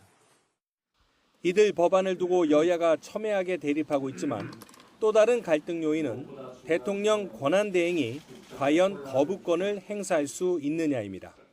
헌법 어디에도 대통령 권한대행의 권한 범위에 대한 규정이 없기 때문입니다. 대통령 권한대행이 되신다면 제2요구권 행사하실 수 있어요? 그 점에 대해서는 저희가 내부적으로 심도 있게 검토를 하겠습니다. 정부는 일단 해당 법안을 국무회의에 상정하는 대신에 여야와 더 소통하고 관련자들 의견을 충분히 들어보기로 했습니다. 하지만 시한인 21일까지는 거부권 행사 여부를 결정해야 하기 때문에 어떤 결론이 나든 여야의 반발은 불가피해 보입니다. YTN 이종우입니다. 부대원들을 국회에 투입하는 등 이번 내란 사태 핵심 인물로 꼽히는 이진우 수도방위 사령관이 구속됐습니다. 중앙지역 군사법원은 오늘 증거를 없애거나 도주할 우려가 있다며 이 사령관에 대한 구속영장을 발부했습니다. 이 사령관은 국회 등 주요 시설에 수방사 군인들을 투입하는 등 내란에 가담한 혐의를 받습니다. 이 사령관 측은 오늘 입장문을 통해 계엄이 발령될 것을 미리 알지 못했고 국회 출동 지시에 따른 건 역시 국회 방어를 임무로 생각했기 때문이라며 사실상 혐의를 부인했습니다. 윤 대통령과 함께 내란을 일으킨 혐의로 구속된 여인영 국군 방첩사령관이 구속 뒤 첫 조사를 받았습니다. 검찰 비상계엄 특별수사본부는 오늘 오후 여 사령관을 피의자 신분으로 불러 조사했습니다. 여 사령관은 비상계엄 사태 당시 여야 대표 등 주요 인사 체포와 중앙선거관리위원회 서버 확보 등을 지시하며 내란에 관한 중요한 임무를 수행한 혐의를 받습니다. 검찰이 윤 대통령에 대해 전격적으로 소환 통보를 한 가운데 윤 대통령이 사용했던 보안 휴대전화를 확보하느냐가 관건이 될 것으로 보입니다. 보도에 황윤태 기자입니다. 개인 휴대전화 사용으로 인한 논란이 잇따르자 윤석열 대통령은 지난달 휴대전화를 바꾸겠다는 뜻을 공개적으로 밝혔습니다. 이 과정에서 보안 휴대전화의 존재도 함께 언급됐습니다. 검사 때 쓰던 휴대폰을 계속 쓰고 있으니까 무조건 바꿔라고 하는 얘기를 많이 들었습니다. 물론 저 나름의 보안폰도 가지고 있습니다. 윤 대통령은 이번 비상계엄 사태 당시 직접 상황을 챙기는데 이 보안 휴대전화를 사용한 것으로 보입니다. 대통령께서 비화폰으로 제게 직접 전화를 하셨습니다. 의결 정족수가 아직 다 안 채워진 것 같다. 빨리 문을 부수고 들어가서 안에 있는 인원들을 끄집어내라. 조지호 경찰청장에게 전화해 주요 인사 체포를 지시할 때도 이 보안 휴대전화가 사용된 것으로 파악됐습니다. 곽종근 특전사령관 등 다른 군 관계자는 물론 홍장원 전 국정원 1차장과의 통화 등에도 같은 전화기가 쓰였을 가능성이 큽니다. 홍장원 차장은 국정원 집무실에서 대기하고 있었다고 합니다. 종료 후에 전화가 왔다고 합니다. 이번 기회에 다 잡아들여 싹 다 정리해. 주요 지시 전달에 사용된 만큼 보안 휴대전화는 혐의 입증의 핵심 단서로 꼽힙니다. 윤 대통령의 보안 휴대전화는 대통령 경호처가 관리하는 것으로 알려졌는데 경호처가 지난 11일 승낙 없이 압수수색을 할 수 없다는 형사소송법 조항을 근거로 경찰을 제지했던 만큼 윤 대통령의 보안 휴대전화 압수 역시 쉽지 않을 거란 전망이 나옵니다. 다만 국가의 이익을 해하는 경우를 제외하고는 승낙을 거부할 수 없다는 단서 조항도 있어 향후 수사기관들이 확보에 나설 가능성은 남아 있습니다. 수사기관들이 정점 윤 대통령을 향한 수사에 속도를 내는 가운데 결정적 증거를 확보할 수 있을지 관심이 쏠립니다. YTN 황윤태입니다. 코스피가 장중 거세진 외국인 매도세에 밀리며 2,490선을 내줬습니다. 원달러 환율은 한때 1,438원까지 상승했습니다. 보도에 류한홍 기자입니다. 5일 연속 상승하는 듯했던 코스피가 장중에 2,500선 아래로 내려가며 결국 2,488.97로 마감했습니다. 5일 연속 순매도를 했던 외국인은 장중에 4,700억 원 이상 순매도 규모를 키웠고 이로 인해 코스피는 5일 만에 하락했습니다. 시장에선 오는 18일 미국 연방준비제도의 정책금리 결정을 앞두고 외국인 투자자들의 경계심이 작용한 것으로 분석했습니다. 미국이 연준이 금리를 내린다고 하더라도 상대적으로 1월부터는 동결로 나타나면서 전체적으로 금리 인하 속도가 주춤해질 것이라는 어떤 기대, 그런 것들이 원화의 약세, 달러 강세로 나타나면서 외국인 투자가들의 어떤 매도 압력을 좀 더 키웠지 않았나라고 좀. 코스닥 시장에선 외국인이 1,000억 원 이상 순매도를 했지만 개인이 2,000억 원 이상 순매수로 맞서 지수가 5일째 상승했습니다. 외국인 매도세는 원달러 환율에 영향을 미쳐 1,430원 초반에서 출발한 환율은 한때 1,440원에 근접한 1,438.2원까지 상승했습니다. 환율 상승은 환차손을 우려한 외국인 투자자들의 주식 매도를 부추길 뿐만 아니라 수입 물가와 내수 경기, 설비 투자에도 부담을 주고 있습니다. 외국인 대외 신인도 자회를 통해서 국내 수출업 기업들의 외화 자금 조달 비용을 상승을 시켜 기업들의 투자 부진, 이에 따른 성장 하락 국면을 악순환적으로 만들게 할 수 있는 요인이라고 판단이 됩니다. 계엄 충격에 요동친 환율이 미 연준의 금리 결정에 따라 다시 요동칠 가능성을 배제할 수 없어 환율을 바라보는 시장의 시선은 불안합니다. YTN 유환홍입니다. 비상계엄 사태 이후 민간단체 대북전단 살포를 대하는 정부 태도가 달라졌습니다. 외교 안보 기조에 변화가 생기는 것 아니냐는 전망도 나옵니다. 나혜인 기자입니다. 통일부가 지난 12일 대북전단 살포단체에 사실상 활동 자제를 요청한 사실이 김영호 장관의 국회 보고로 공개됐습니다. 김 장관은 현재 정부가 국민의 생명과 안전을 최우선으로 고려해 대북전단 문제를 관리하고 있다고 설명했습니다.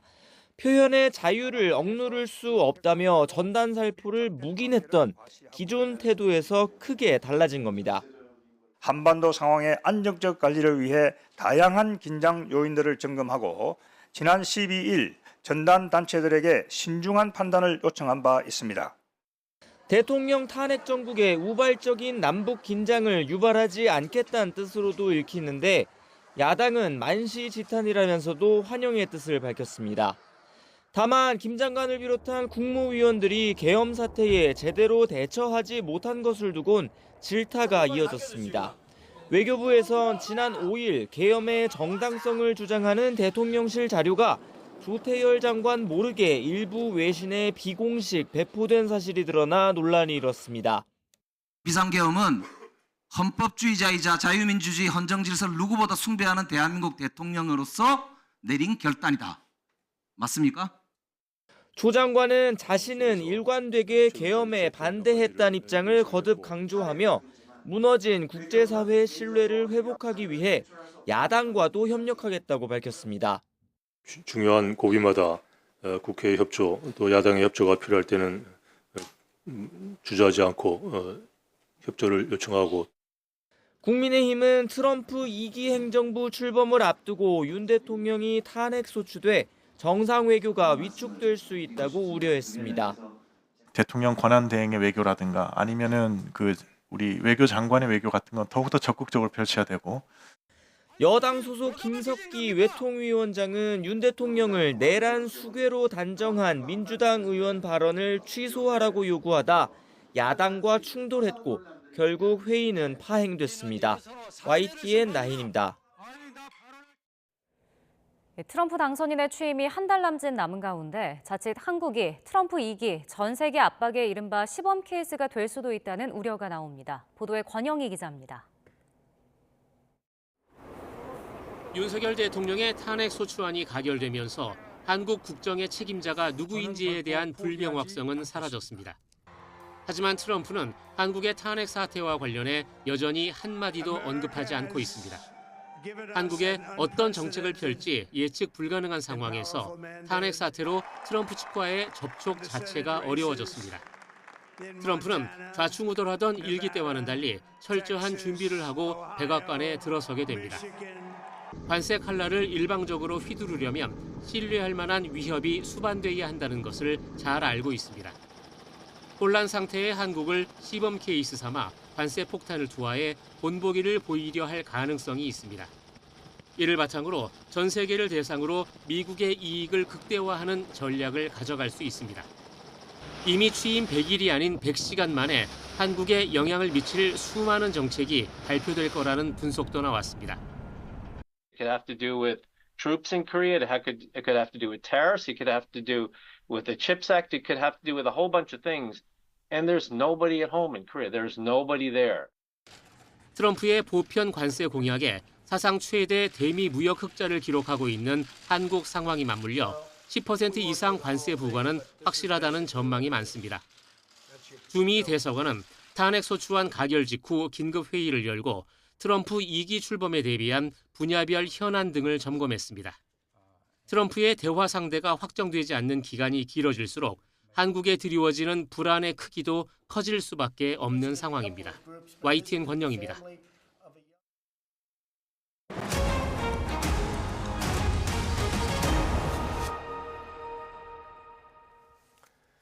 자녀 입시 비리 등으로 징역 2년 실형을 확정받은 조국 전 조국혁신당 대표가 오늘 구치소에 수감됐습니다. 보도에 이문석 기자입니다.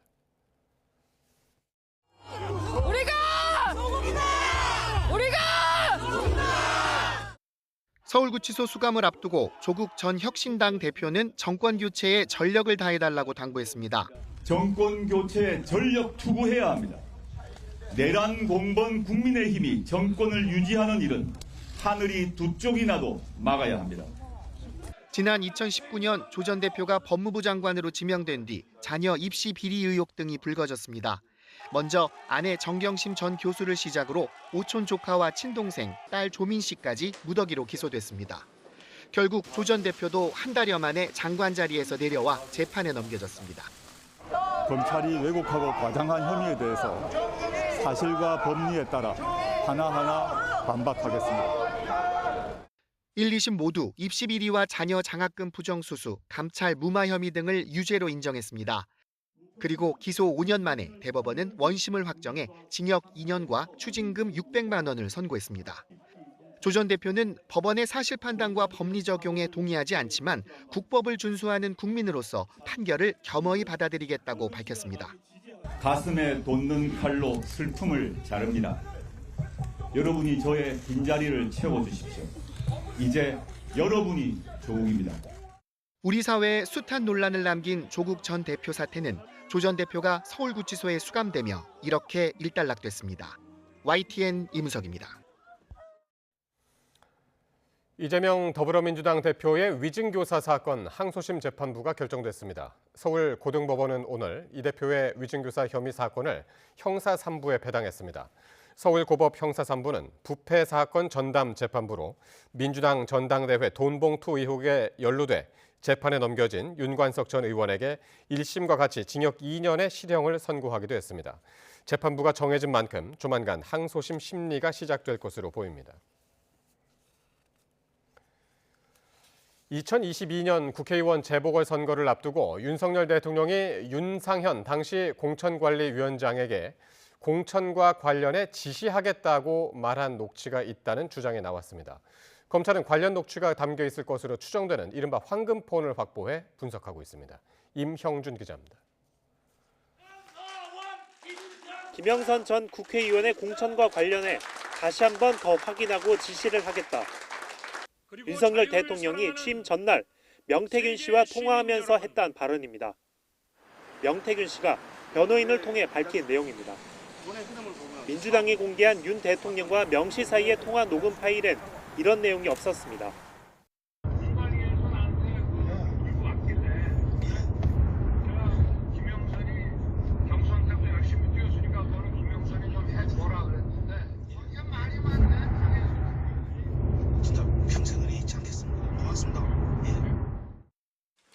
둘 사이의 통화 녹음은 2분짜리인데 중간에 윤 대통령이 김 전 의원의 공천을 다시 확인하고 지시하겠다라는 취지의 대화가 들어있던 겁니다.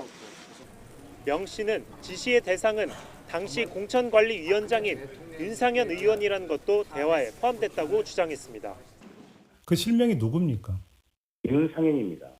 윤상현 당시 공관위원장에게 내가 이렇게 지시를 하겠다라고 이야기를 한다라는 겁니까? 네, 그렇습니다. 해당 녹취는 명 씨가 검찰에 제출한 이른바 황금폰에 담겨 있을 것으로 추정됩니다. 검찰은 이동식 저장 장치에 있는 파일 수백 개를 분석하는 한편 휴대전화 3개를 복원하고 있습니다. 황금폰에 있다는 윤 대통령의 원본 녹음 파일이 복원될지 또 그 외에 다른 녹음 파일이 존재하는지 수사 당사자인 검찰은 물론 탄핵 전국 상황에서 국민적 관심이 쏠리고 있습니다. YTN 임영준입니다. 북한군과 러시아군의 연합 부대가 우크라이나의 공격을 받아 200명이 숨졌다는 주장이 나왔습니다. 우크라이나 측은 관련 사진과 동영상을 공개하기도 했습니다. 신웅진 기자입니다. 우크라이나 군사정보국은 북한군과 러시아군이 함께하는 공수부대와 해병대에 치명적이고 회복 불가능한 손실을 입혔다고 주장했습니다. 그러면서 전사자가 200명에 이른다고 밝혔는데 북한군이 얼마나 포함됐는지는 확인하지 않았습니다. 볼로디미르 젤렌스키 우크라이나 대통령도 러시아가 쿠르스크에서 상당수의 북한군을 동원하기 시작했다고 말했지만 정확한 수치를 언급하지 않았습니다. Попередні дані про те, що росіяни почали застосовувати в штурмах солдатів з Північної Кореї. Помітну кількість. Росіяни включають їх у зведені підрозділи та використовують в операціях у районах Курської області. Поки що тільки там. 앞서 우크라이나군은 텔레그램 채널에 쿠르스크에서 전사한 북한군이라며 병사 수십 명의 사진과 동영상을 공개했습니다. 하지만 화질이 선명하지 않아 북한군 시신인지 불분명해 보입니다. 우크라이나는 또 북한군이 러시아 측 특수부대를 적으로 오인해 사격하는 바람에 8명이 사망했다고 보고했습니다. 이는 북한군의 언어 장벽이 불러온 사고라며 소통에 큰 문제가 있다고 분석했습니다. 북한군이 쿠르스크 전투에 투입됐다는 내용은 러시아 측에서도 나오고 있지만 결은 완전히 다릅니다.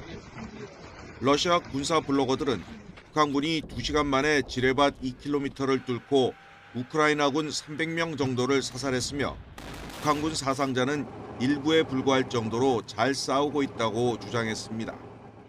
YTN 신웅진입니다. 러시아에 파병된 북한군이 우크라이나 접경지 쿠르스크에서 전사했다는 우크라이나 측 주장에 대해 러시아 크렘린궁은 논평을 거부했습니다. 드미트리 페스코프 크렘린궁 대변인은 브리핑에서 쿠르스크주에서 최소 30명의 북한군이 사망 또는 부상했다는 우크라이나 군사정보국 발표에 대한 논평 요청에 국방부에 질문해야 할 문제라고 말했습니다. 러시아 국방부에서도 아직 별다른 언급이 나오지 않고 있습니다. 유럽연합이 러시아에 대한 북한군 파병에 직접 관여한 김영복 조선인민군 총참모부 부총참모장과 노광철 국방상 등 북한 고위관리 2명을 추가로 제재했습니다. 이유는 오늘 벨기에 브뤼셀에서 열린 EU 외교장관 회의에서 이들을 포함한 개인 54명, 기관 법인 30곳 등 제15차 대러시아 제재가 채택됐다고 밝혔습니다. 이유는 관부에서 우크라이나와 한국 당국에 따르면 김영복은 최근 북한군과 함께 러시아에 파병됐으며 러시아 내 북한군을 지휘하고 있다며 제재 이유를 설명했습니다. 노광철에 대해서도 북한군의 러시아 투입을 비롯해 북한과 러시아 간 군사 협력에 직접 관여하고 있다고 지적했습니다.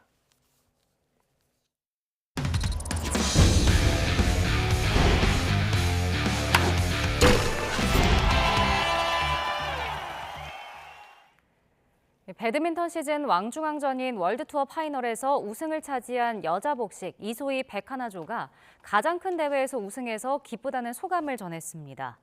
인천공항을 통해 귀국한 이소희는 올해 막판 부진하다가 마지막 대회에서 우승하게 돼 좀 더 크게 와닿는 것 같다고 말했고, 백하나도 2024년 마지막 경기이자 가장 큰 대회에서 우승할 줄 몰랐는데 우승하게 돼 제일 기쁘다고 밝혔습니다. 소감 직접 들어보겠습니다.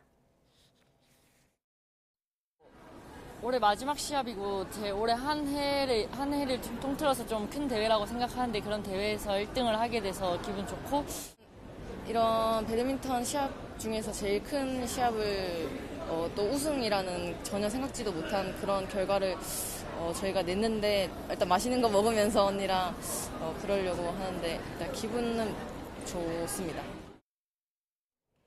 토트넘 합류를 위해 영국으로 출국한 양민혁 선수가 18살에 K리그를 주름잡은 기세 그대로 프리미어리그에 다부진 도전장을 던졌습니다. 출국장에 조은재 기자가 다녀왔습니다. 태어나서 처음 런던 가는 날, 양민혁은 설렘 반 기대 반 토트넘 새벽 경기를 보며 잠을 설쳤습니다. 빨리 가서 저의 기량을 보여주고 같이 경기를 뛰고 싶은 마음이 있는 것 같아요. 2006년생 양민혁은 K리그 데뷔 시즌 12골, 도움 6개를 기록하며 강원의 준우승을 이끌었습니다. 지난 7월 일찌감치 토트넘 계약 도장을 찍었고 9월엔 태극마크도 달았습니다. 생애 딱 한 번인 고등학교 졸업식도 못 가지만 꿈 같은 한 해를 보낸 18살 샛별은 빨리 뛰고 싶다, 공격 포인트를 올리겠다, 새 출발의 기대로 가득합니다. 제가 또 좀 작고 좀 더 날렵하다고 생각을 해서 저는 좀 순간 스피드에 좀 더 자신이 있는 것 같아요. 영어 공부가 어렵다면서 양민혁은 토트넘 선수단 앞에서 할 인사를 미리 수줍게 공개했습니다. Hello, my name is 민혁 양. It's an honor to be here. Nice to meet you. 정도. 주장 손흥민이 있어 한결 든든한 게 사실. 양민혁은 14살 많은 선배 손흥민을 선수라고 부를 만큼 아직 어려워하는데 얼른 친해지고 싶다면서 영상 편지를 남겼습니다. 저도 형이라 부르고 싶은 것 같아요. 흥민 형이 계신 토트넘으로 제가 가는데 제가 가서 또 형한테 많이 배우고 더 열심히 할 테니까 잘 챙겨주셨으면 좋겠습니다. 한국인 16번째 프리미어리거 양민혁은 런던에서 비자 발급 등 절차를 밟고 이르면 다음 달 토트넘 데뷔전에 나섭니다. YTN 조은지입니다.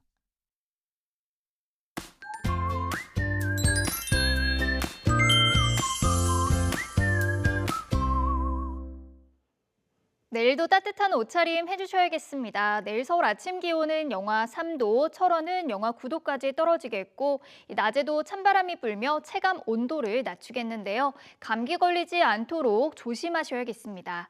중부지방의 눈비는 밤이면 대부분 잦아들겠지만 충청 이남지방은 내일 새벽까지 이어지겠습니다.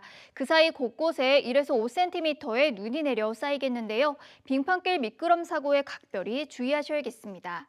내일 중부지방은 하늘이 점차 맑아지겠고 동해안 지역은 대기가 무척 건조하겠습니다.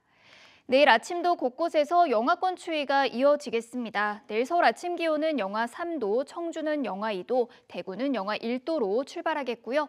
낮에도 찬바람이 불며 종일 춥겠습니다. 내일 서울 낮 기온은 3도, 대전은 5도, 광주와 대구는 7도를 보이겠습니다. 주 중반에는 이번 겨울 들어서 가장 추운 날씨가 찾아올 전망입니다. 지금까지 날씨 정보였습니다. 뉴스나이트 월요일 순서 모두 마칩니다. 시청해주신 여러분 고맙습니다.